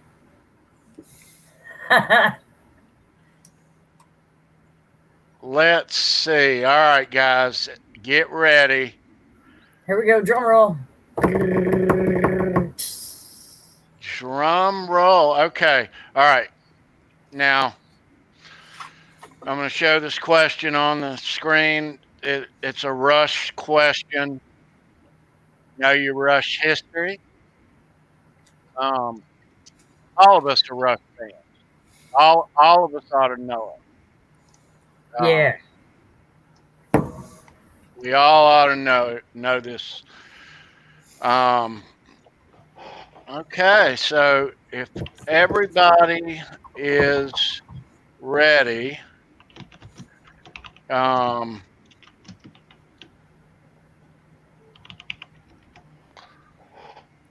going to show this now. Answer in the chat. The first answer that's correct will be our winner. So here we go. Good luck. That was quick. Oh, there it is. Rush played their final concert of their career on August 1st, 2015 at the Forum. What was the final song that they played that night at their last concert? What was the final song? I know Brendan knows.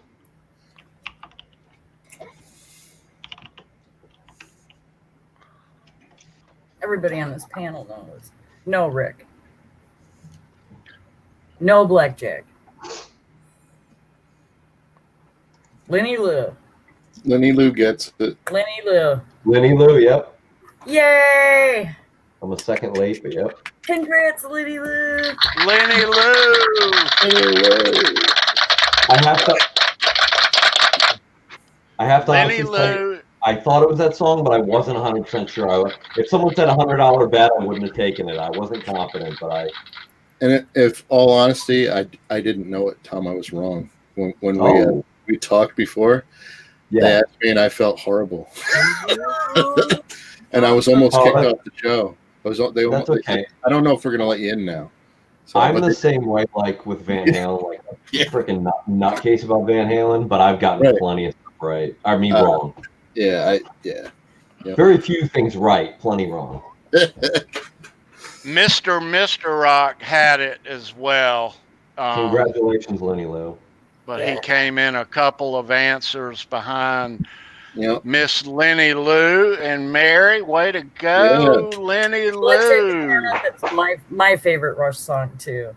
So yeah, it's so And the best part is Lenny Lou. You should put that one up where she said, "OMG, I guess pot hasn't messed with my memory as much as they claim." I didn't see that one. My memory works How far fine. back is that? I've heard that though, from a lot of people that it is their favorite song. Sandra and now Lenny Lou. It's her favorite song as well. That is cool. Great tune. Yep. Nice. That's awesome. Lenny Lou, She sends me the greatest emails. Oh, she's I awesome. think I still have your address in my inbox from when you won a few weeks or a couple of months ago. So why don't, just to make sure, resend that Otherwise, I have it. to my email address. It's on my YouTube page in the about at the bottom. And I will mail you this out on Monday morning. Yes, Lenny Lou. Very cool. Congrats. Yeah, cool. She says the 38 special pick. Yep. 38. That's right. That's right. Wild-eyed Southern boys. Yeah, I remember. Okay. She would jump up and down, but the 911 call for the choice. Oh, Lenny Lou. That's good. Brendan, so Yes, sir. how many times have you seen Rush? I've seen him 12 times. 12. Nice. Yeah. Nice. I don't, I have some old ticket stubs from, I could only find two. I got one from 1990 at the Hartford Civic Center. And I think it was blurry. That one was $19.50. Yeah. And then I have one that was from the Worcester Centrum. This one was the Teletron. I remember that. I think that was the Presto tour when Mr. Big opened up. Is that Presto? Okay. It's Presto, but they opened up for him too, and that was pretty cool. But that one was $17. So I always remember it always said 0.00 or 0.5. It was always either even or 50 cents for some reason. Right. Yeah, 1950 and 1750. Yeah. Back when they had normal prices for concerts, right? Yeah. Yeah, that one I was 14th row. And the other one was like 11th row or something like that. I was never closer than that. I remember the first concert I went to, the tickets went up to like 25 or $30, and I was like, that's ridiculous. I'm never going. I know, right? Like now that it's a cheap seat, you couldn't even get like probably a nosebleed for that now. Yeah. What people, a lot of are young. I'm an old guy now, but pre-internet, now you go online and you buy your seats and you go to the show and print your stuff off at home, and there you are. Back in the day, it wasn't like that. You had to go to a outlet that had pre-made hard tickets. Yep. And if it was a big show, you're waiting in line. And if it was a huge show, camped out on the sidewalk. Yeah, and I can't tell you how many times we did that. And I remember being in the 11th grade and camped out on a cold outside over at NC State, camped out all night alone just to be up there when they at 9 a.m. the next morning, just to make sure I had good Van Halen seats. But yeah, and my parents were really cool about it. I mean, I couldn't imagine, my youngest is 18 now, but I could never imagine my high schooler saying, yeah, Dad, I'm going to go camp out on the sidewalk just to watch this, No, you're not. There's no way. But yeah, my parents were really cool about it. But yeah, the things we used to do to go watch these rock concerts back in the day. It's a rite of Man. passage. It was a rite of passage, though, Tony. You know, you had It to. Yeah. You had to do it. I think the last one I can remember, I camped out for to get tickets for the Roll the Bones tour. Yeah. And same thing, sleeping outside on a sidewalk with like a blanket and a chair. Yeah, I've been to. I mean, one of the last ones I went to like that was. I think I got there at like 2 or 3 in the morning though, and they didn't open till like 10 or 11. So Yeah. but still, and I wasn't even the first one there. You know. No, I was like, I think I got there at like 11 or 12 at night and it opened at 9 a.m. And I was like 15th in line. Yeah. Yeah. I think a dude got there at like 5 p.m. It was Saturday at 9 a.m. One Yeah. guy got right off work and he was there by like 5:30 or 6 p.m. Friday night, and he was first in line. Yeah. Yeah, those were the days. And this, I remember camping out on school nights, and getting a ride next morning, going to school late. But hey, but I was usually that guy. Back then, it was like a limit of like 8, and everybody gives me their money. Right. You know. But yeah. My, how times have changed. Well, I remember, like, you know, pre everything being digital, I had a music teacher because I spent so much time in the music room my last 2 years of high school, and I could come in pretty much as long as I made it within the first half of the first period or even within the first period. And he had a stamp machine. If you guys remember the old ones, all it did, you put a piece of paper in and it just stamped the time on it, and all you needed was the teacher's signature on that. So I'd walk in, he'd be on the phone with someone. He was always on the phone in the morning for some reason because he did the band, he did the jazz band, he did everything. He's always on the phone. So he'd have a phone on his ear like this, and he'd be like, and he'd just sign it and give it to you. Like whatever time I came in, when I came in, you know. Yeah. And if they ever said, well, where were you for the first 40 minutes of the period? Oh, I was in the music room practicing. Okay. You know. Detention. I never got detention because of that. It worked out well. Spent a lot of time in the green room. I've got detention before. So music room saved me. I probably would have, but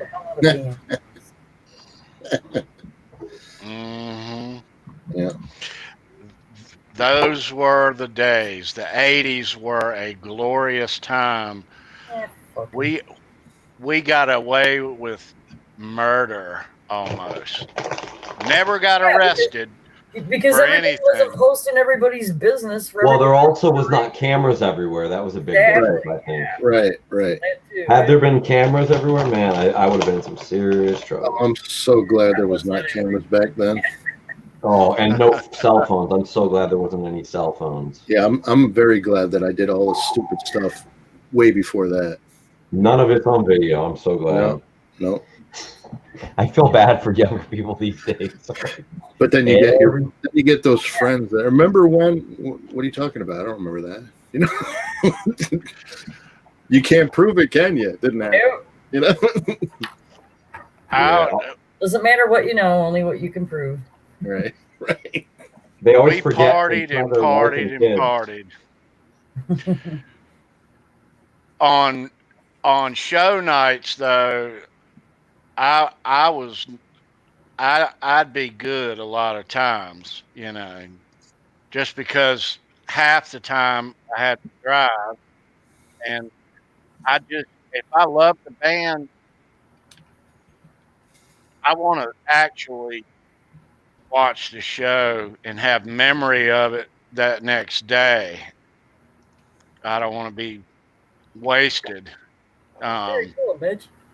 I'm the same way. Any show I ever went to, I only drank water.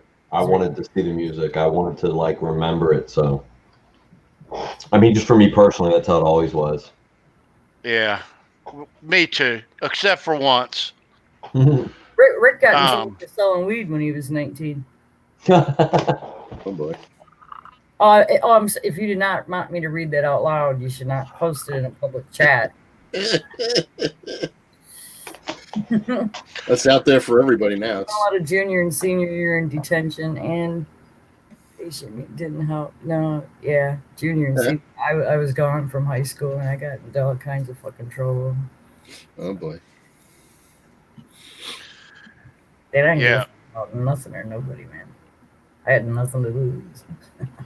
What do you do with a kid like that? The judge called me incorrigible and signed me a legal adult. So. There you go. Incorrigible.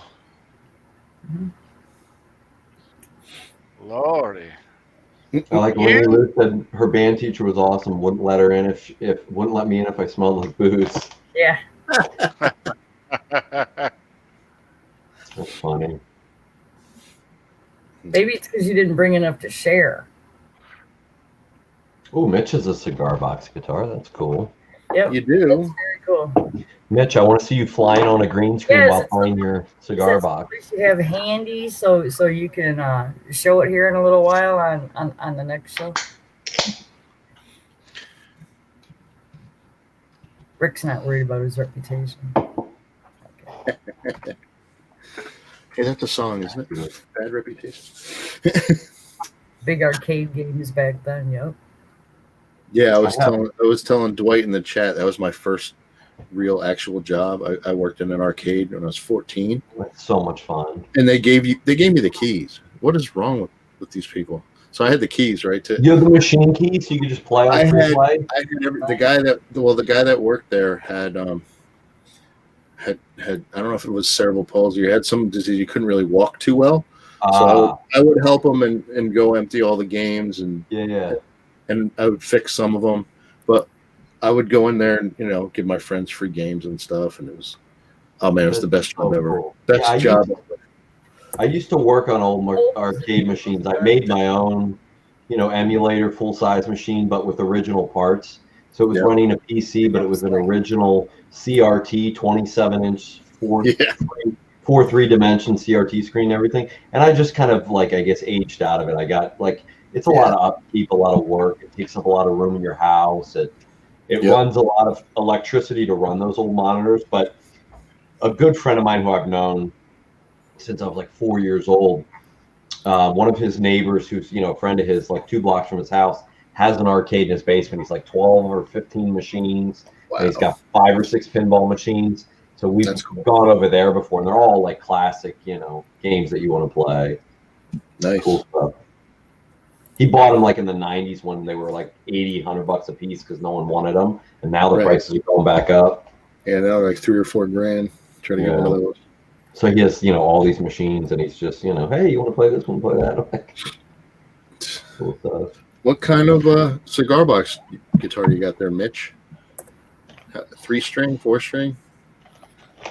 Who gave it to you? Now I need to know. I need to know these things. Maybe I know the guy. That's funny. If you want to jam him a link real quick and he wants to show it.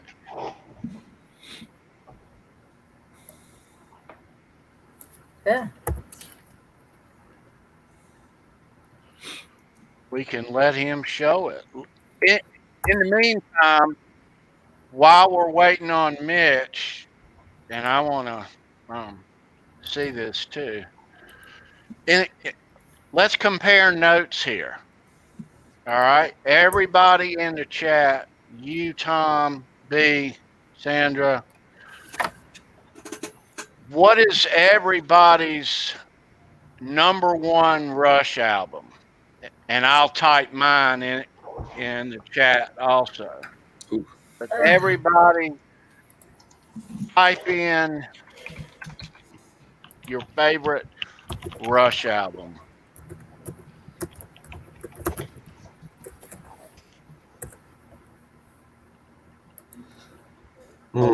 Live albums too? Oh, that's kind of cheating, Tony. but that's a good one. It's my favorite. I know.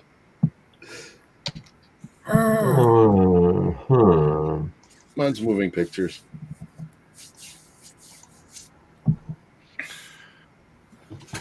Yeah. I actually have that one, Tony. Exit Stage Left. Nice. Yeah. All right, here's mine, but it's only because it's sentimental to me. It's very sentimental. It's I learned a lot of songs, 2112. I learned a lot of songs off that album from my first real guitar teacher. And he meant a lot to me. He's an amazing rock and jazz player. He plays more jazz now, but amazing musician. And he just literally started teaching me all kinds of songs. Yeah, I agree, Dwight. It's all kinds of songs off that album, and I listened to that album for a couple of years, just like every day. It's hard to pick one, Brendan. Yeah, it is. It really is. It really is. Because I'm thinking Fly By Night, if great, 2112 is a great, Moving Pictures is, Hemisphere is a great. I mean, there's just good stuff on all of them. Really, it's like trying to find a favorite Pantera album. How do you do that? It's Sophie's choice, isn't it? Yeah, they're all good. Like picking a kid, you can't do it. Yeah. So, what emotionally hit you at this point in your life the most? Because I know they're all good. I mean, but what for you is like?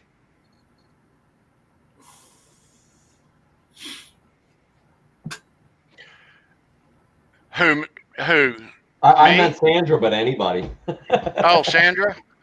Anybody can answer. I don't know. It is like picking a kid. I get that. Yeah. I like right now for the times we're going through. What would hit the hardest is probably Closer to the Heart. It's just listen to the lyrics.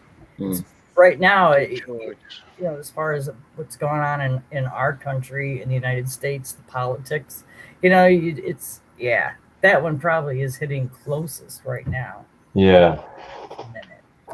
I always think of Rush as a band like handing me a guitar. You can hand me any guitar and I'm going to be happy just because it's a guitar to play. There's certain ones that might be smoother. There's certain ones that play rougher, but they're louder or they're more trebly sounding. But they're all guitars and I want to play them all. That's the way I see it. Sure. So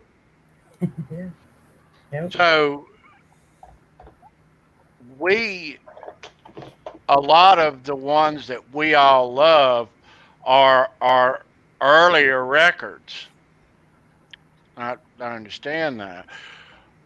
Brendan, of their later stuff from let's say Grace Under Pressure on 84, 85, of their newer stuff, what's your favorite? Song or album? Album. I mean, I love Presto. I love Roll the Bones. Probably Presto, I would say. Out of the even, I mean, Test for Echo was good. It's hard. Vapor Trails I like too. That's good too. That was like Neil's comeback. I'd have to say though, personally for me, either Presto or Roll the Bones. I mean, Roll the Bones to me is more emotional. Like that's the first one or the last one rather. Sorry, I'm not first. That's when I slept outside to get tickets. But Presto is as far as put it on your Facebook. I'm sorry. Not personal, like emotional connection, but just like listening to the music, I'd pick Presto too. But Roll the Bones to me is more like a special time when I was a teenager for me, Yeah. I mean, Presto, Rush is. Go ahead, sorry. Rush has held their popularity every year. I mean, I read their largest grossing tour was Snakes and Arrows. Yeah, it's hard to believe, right? I know. But yeah, I mean, their fans are definitely die hard. I think they're definitely multi-generational too. I mean, they've been around like There's the limit. Yeah, the Presto tour was great because they had this giant blow up rabbits. I love their stages. They have weird stuff. I love any band. Like I was never back in the day a huge Grateful Dead fan, but what I did always respect, because most of my friends or a lot of them were enormous Deadheads. What I respected with any band, Rush always did the same thing, and there's certain bands that did it and certain ones that didn't, but they put so much of their own money that they made on tours back into the shows in the same way that like Floyd did back in the day. And people never forget that, like the amazing the amazing live shows. But yeah, like the stage presence with they'll have the washing machines or the chickens spinning around. Great stuff. And then all the screens later on, where they had all the like digital screens inside of the stuff, and it was like Hey, Tony, it almost reminded me. Mitch, thank you. There you go. Nice, Very man. cool. Very nice. Are you familiar with this name? It's Is it a Padron box?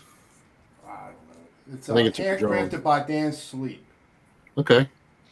I don't know him. And it's autographed too. Yeah, cool.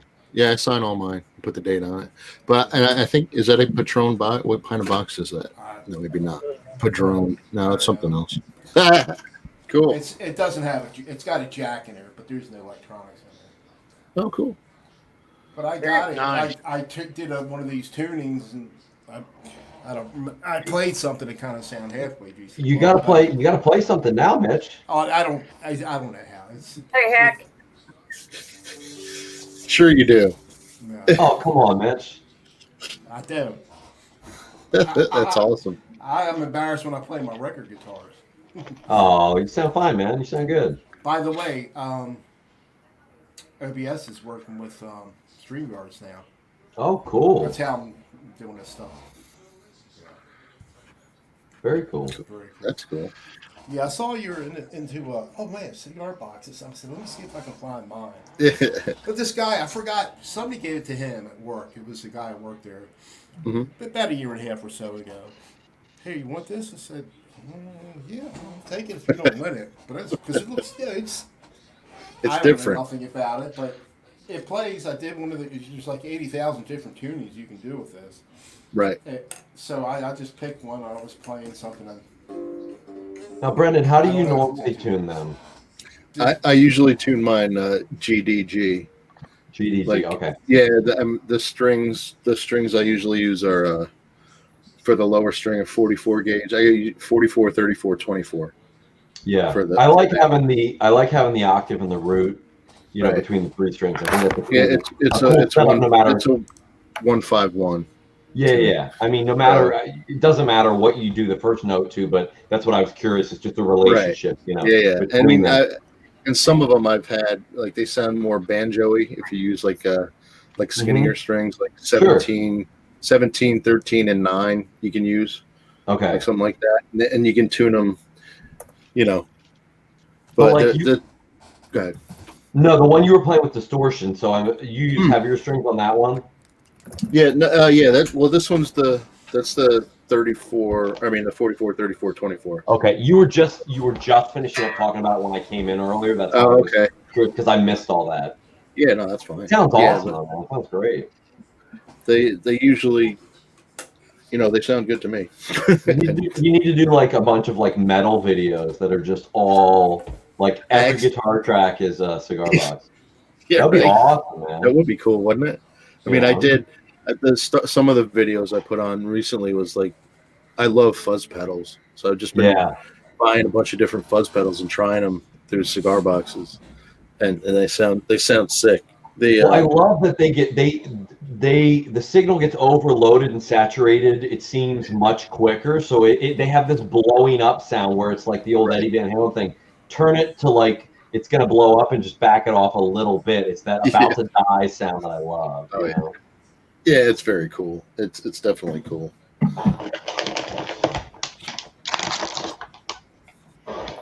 We got the guitar hack in the chat. Nice. He's just getting home. What's up, Hack? I guess he had been doing some recording all morning and afternoon. Yeah. Was that with your brother, Hack? I think he mentioned his brother has like a really killer setup and that he was going to be doing some recording, but I don't know if that was the stuff he said he was doing today. Hack, you can hop in here. You got the link. He does. He wants to eat first. Oh, okay. Am I missing a? I'm going to jump. Oh, okay. Sorry. I can go do the same and get ready for. You got a show coming up soon, yeah? Yeah. Yeah, 6 All right. Before you go, Sandra. We will see you soon, Sandra. Yeah. Before you go. Yes. Oh, thank you. We want to say thank you for all you do around here. You are most welcome. Thank you very much. Definitely always appreciated. And everybody come back and watch her show, her and Gary, Oh, look at Mitch. He put and, a. and they're going to have Mitch Yeah, check that out. as their guest in a That's little cool. while. Very cool. In about an hour from now. There he is, Superman, Super Mitch. I love that. That's so great. There's something that's like the Superman thing. There's something that's like the the term the uncanny valley. There's something uncanny valley about like how the body kind of moves, but his head's still, and it's just like just on the edge of like. I found it on YouTube. And I like that. Of course, it didn't have the head, and you can if you're good at software, you can track your head, but I don't want to have to do that. So Mitch, I did it in OBS, did it all. But I love that you make use of what you have, and like it's so creative. I don't care what tools you use; it's your own creativity. Well, that's the part about it that I think is awesome. I know you can do. I use DaVinci Resolve. You can do it in there. You can track it. You can track. Cheers, everybody in the chat. But it's not easy to do. Well, I think it's cool. I mean, either way, to me, it makes me laugh, and to me, if it gets a reaction out of people and it's funny, that's all that matters. Bye, Sandra. Bye. Okay, bye. I tell you, we need a lot of laughing these days. Yeah, for sure, definitely. But it always cracks me up, and to me, if I laugh, then that's it. That's good enough for me. That's all I need, you know. Right. Yep. How's the telly, Mitch? Oh, you're not going to be able to see it because it's going to, unless I turn the green screen off. Oh, okay, gotcha. It's the same color. That's Yeah. cool. Yeah. Cool. It's clear. That's an awesome guitar, man. Nice mirror finish on that. Yeah. Perfect mirror finish. I can turn it off. Nice clear coat. Yeah. Let me see. Hey Tony, I don't know if you've seen that. There's this kid on YouTube that builds the weirdest guitars out of stuff. He built a guitar out of colored pencils. Oh, I saw that. Have you seen that guy? And he built one. He built one out of Mitch. That's gorgeous. Out of paper. Oh, Tony, you got to feature your buddy. That's cool. That's cool, Mitch. I love my. I like the color. Thank you. That's a nice color. Yeah, I already forgot what the color is called. There you go. Oh yeah, I love that. I would call that ice blue. Yeah. Yeah. Is it metallic? Seafoam. It is. It's metallic. Yeah. It's going to shine too much if I get it. Oh, cool. That's awesome. You see a little bit. See, I got lights to get the green squirt. Green screen working, you have to have lights all over. I got lights. If you ever get bored of your telly, Mitch, I'll send you my address. You're pretty close. You're not too far. That's an awesome guitar, though. Seriously, man. That's an awesome guitar for real. Thank you. That's awesome. How's the stuff been going? You said you were working on some country stuff before. That didn't last long because I'm just playing rock. I've been working on Back in Black. Oh, nice. All the lead parts. Nice. Cool. And very cool. You got to be talented, which I am not. The phrasing is difficult in that solo. It's close, and I can't, even if I could play it right, it still doesn't even using the helix. I can't get to quite the right sound. I can't wait for I guess there's a new AC/DC coming out, right? Oh, really? I did see something. Yeah. Oh, wow. They had a teaser out. Yeah, oh, cool. Yeah, and AC/DC's got the whole band, the whole original band, obviously minus Malcolm. Right. Back, Rudd on drums. Yep. Yeah. So. Who's in your lap, Tony? Lulu. No. Lulu the dachshund. I've got Lucy around here somewhere. Lucy the dachshund. I got a Lucy and a Lulu. I remember the first time you pulled up and you had both of them, and I was like, oh my gosh. I have a Skylar, which is it's a multi-poo mixed between a poodle and a Maltese. Yeah, I think so. Yeah. See, we've gotten schnoodles before, which are Schnauzer and schnoodles. Schnauzer and a poodle, is it? And poodles, yeah, and they're really good dogs. Okay. But we got this one here, but there's other ones. But this one we have now, she's about 7 years old. She's not as bright as some of my other dogs, but she's not very lovable. Yeah, the last dog I had was a small dog. I had a miniature pinscher, but he was too smart for his own good. Like he would just get into stuff, you know. But I have an interesting one though. I have a friend actually that has a raccoon as a pet, and Really? yeah. So then they found someone. They're really nice people and stuff. Like he's actually my son's jujitsu instructor. He's like amazing at jujitsu, but his fiance is a nurse, and they just love animals. And they're actually someone had a descented skunk as a pet, and they weren't taking care of it properly, so they're fostering the skunk now. So I'll send I'll have to send you guys a link to their like Instagram. They have all these photos, and it's the weirdest thing. You'll see a dog, a skunk, and a raccoon that are all friends eating food. They all eat dog food pretty much, but eating food next to each other. My mother-in-law had They get along fine.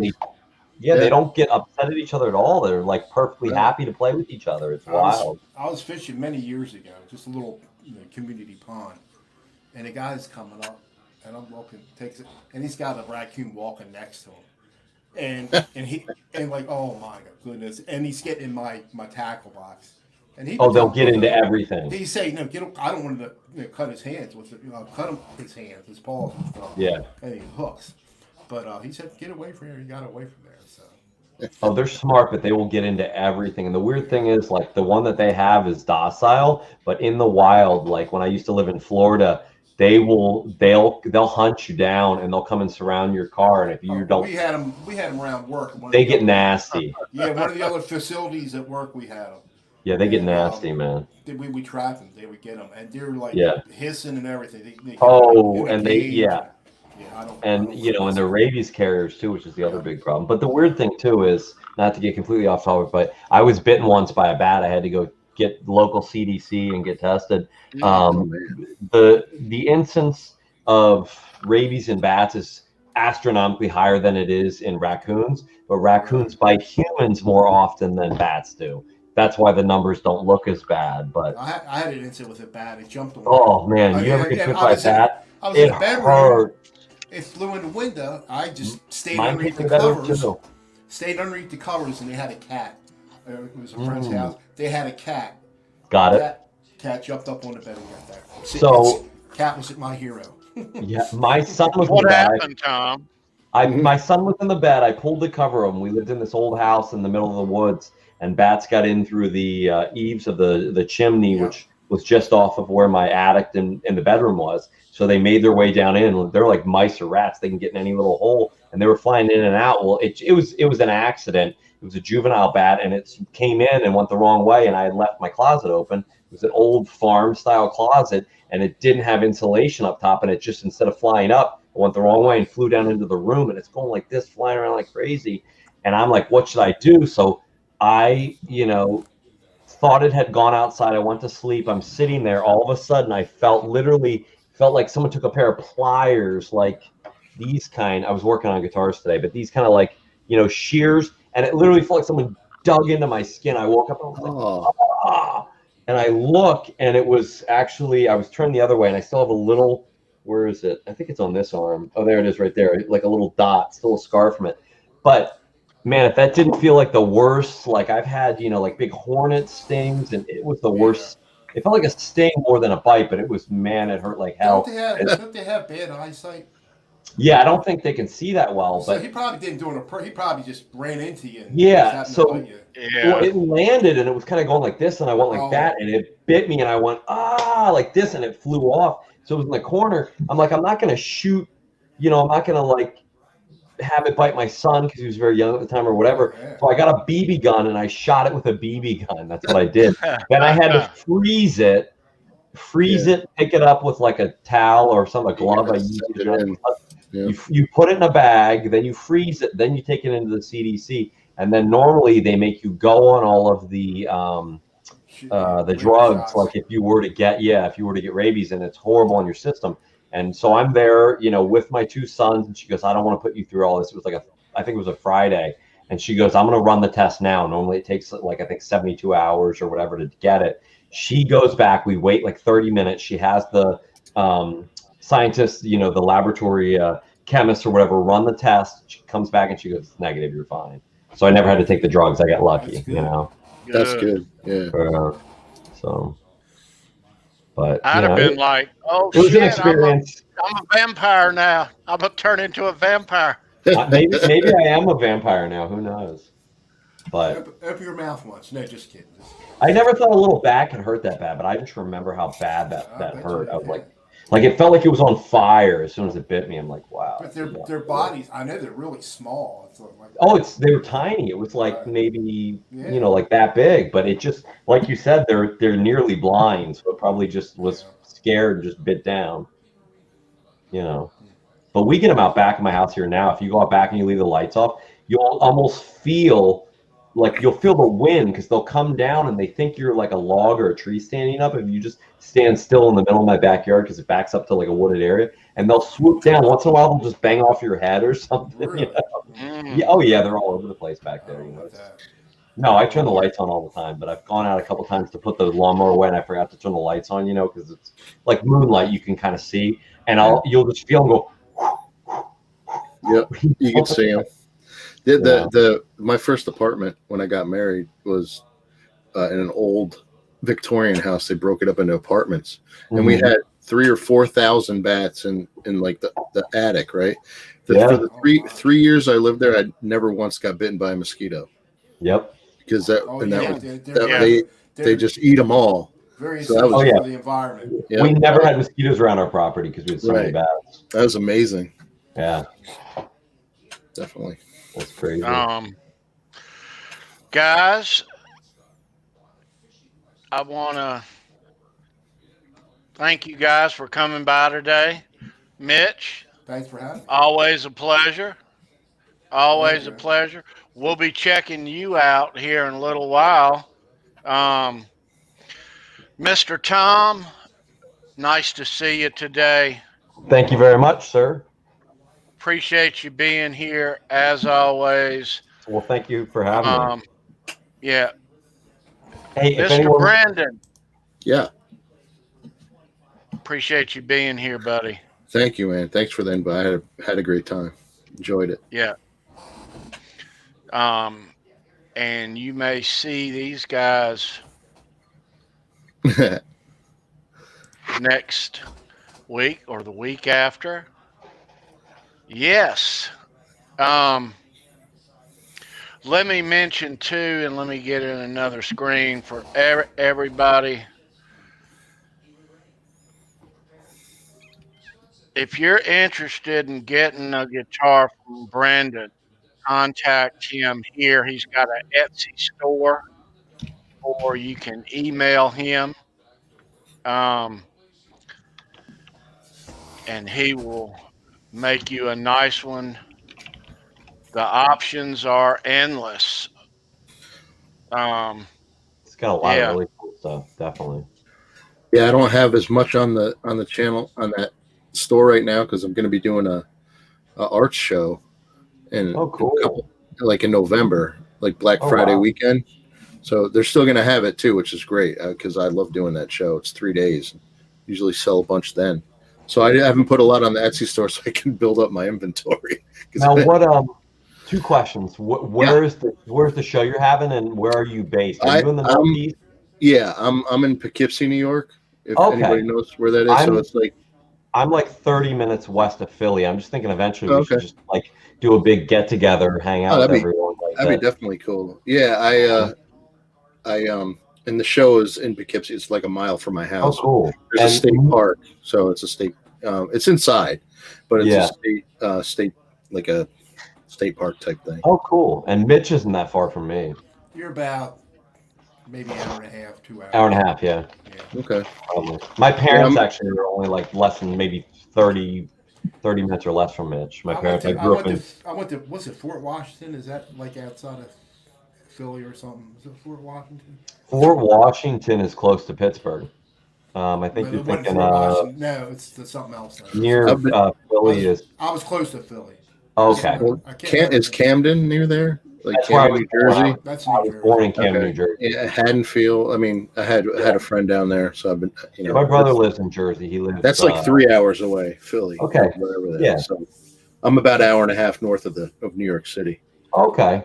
I mean, So it's not too far. I'm used to driving. I mean, I once drove from Miami up to Pennsylvania straight through. well, that's quite a drive. But Yeah, That I is did. a I drive. did. I did it 2 years Well, ago. the truck would only go 25. The truck would only go 55 miles an hour, so it took me 25 hours. But I stopped 3 times each for 15 minutes, so I took a 45-minute total stop in 25 hours. And my mom was going to kill me. I think I was like 19 or 20 years. No, I was like 20 or 21 at the time. But she was like, "How did you not fall asleep?" And I can only tell anyone if they've ever done any long driving that after about 10 or 11 hours, you just get in the zen. yeah, you do. Like, just as long as you stay awake, you're fine. You Yeah. actually get hyper, you get more focused, you know. Rick put in the comments, those lamps are cool. Yeah, when I get the boxes, I mentioned before, I get the boxes from a smoke shop, right? So, and they're not all, the right size for guitars. So what I do with the smaller ones is I'll make lamps out of them. That's awesome. So I'll make mostly single lamps, but I was goofing around with it just to see what I could do, and That's I have cool. these cool Edison bulbs in them. So, and what I say too is you can kind of stash stuff in here. Oh, that's awesome. I like that. Nice. So, I've done a lot of stuff with that. I'll build. There's some back there that that I have. But Can I ask Brendan a question before we go off? You were You talking sure? about you were in some movies or something. yeah, it's a little hobby that I've done. I've been in some background stuff, but I've also been had a couple lead roles in small productions, like independent films. But yeah, I've Do you know a friend of mine? I knew him as a kid. I haven't seen him in many years, but he played on some different, like, remember the Wire. Mhm. Oh yeah. Oh yeah, He was absolutely. in The Wire. He was in That's The cool. Wire, and Showtime did a couple years ago the show called The Nick about early Yep. medicine in New York. Yep. He was in there. Yeah, a couple of friends of mine were in the Nick. Joe Yep. Hansard. Does that sound familiar? Joe No. Hansard. It does not. But there's so many Yeah. people. But yeah, they do a lot in New York. They do a lot of Oh, shows, yeah. a lot of movies, a lot of HBO stuff. He was on Saturday Night Live too. Okay. Oh, cool. Way back. The most recent one I did was with Mark Ruffalo. I Know This Much Is True was on HBO. Oh, it was a great series. Yeah, Great. so I don't know what episode I was in, but I was in one of them. So I have to look it up. He played a dual role. oh, It so was really- that was he very won an good. Emmy. He won an Emmy for that, I think, right? He should have. Yeah. Yeah, he did. So good Speaking of SLN, it's coming back on tonight. A new one. Yeah. Really? Yeah. Oh, they're going They live hadn't had again? it. Yeah, they hadn't Right. had it since March, but they are starting back tonight. Is it live in person or is it like the one before where they were all remote? I think it's live. Probably with How no I'm live hearing audience, but probably no audience though. But it's Right, gonna be- yeah. it'll be live for them. Well, I mean, I guess, Yeah. as long as they have a laugh track, you never see the audience except for the Right. intro, except Right. for the beginning monologue anyway. So that should be cool. That should be cool. Oh, Yeah. isn't Bill Burr hosting it? Oh, Comedian? then I'm definitely watching. I think he is. Pretty I'm sure. definitely watching. I gotta check. I can't. I I'm saw not him in 100% AC Atlantic City, like I think it was 2 years ago, and it was Oh, hilarious. he's freaking hilarious. Guy in the first couple rows is like hilarious. this, and it was dark, but you could see the light come off the guy's phone. He goes, hey, jerk off! You paid $120 for a front row seat. You're on your fucking phone. Yeah. You're on your phone. Maybe you want to put it away. And his wife's like, how dare you call it my husband? He's like, I'll call it your husband anytime I want. I'm here. This is my show. It's Bill Burr. I'm Bill. Like, he just He tore is into funny. it. I love him. He's hilarious. He goes, maybe Yeah, a little one bit. respect. Like, The old man face. Yeah. I Yeah. saw him on Chappelle's show That's when they were hilarious. doing the Sam Jackson beer. yeah. He's freaking yelling at him. Why are Yeah. you screaming at it? Why are you screaming at me? That's No, great. so good. Oh, man. You saw his little commentary on Yoko Ono when John Lennon did the collab with Chuck Berry, Yeah. and that was hilarious. The was stuff he hilarious. comes out. Yeah, it's great. Amazing. Yeah. Yeah, I could. Well, I'll let us so we can get off here. But I could. Yeah, I would listen to him all the time. Great. Yep. Yeah, me too. All right, guys. Have a good one, Mitch. Thank you so much. Nice to see you, Mr. Tom. Nice to see you. Hang out a minute, guys. Yep. If you would. You Mr. bet. Brendan, had fun, dude. Dude, I had a great time. A great time. And hopefully drop back in on us maybe next week, the week after. Most definitely be back. Most definitely be back. Awesome. Count me in, man. All right, folks. Have a great weekend. I appreciate you stopping by today. Everybody, have a good one. We're out of here.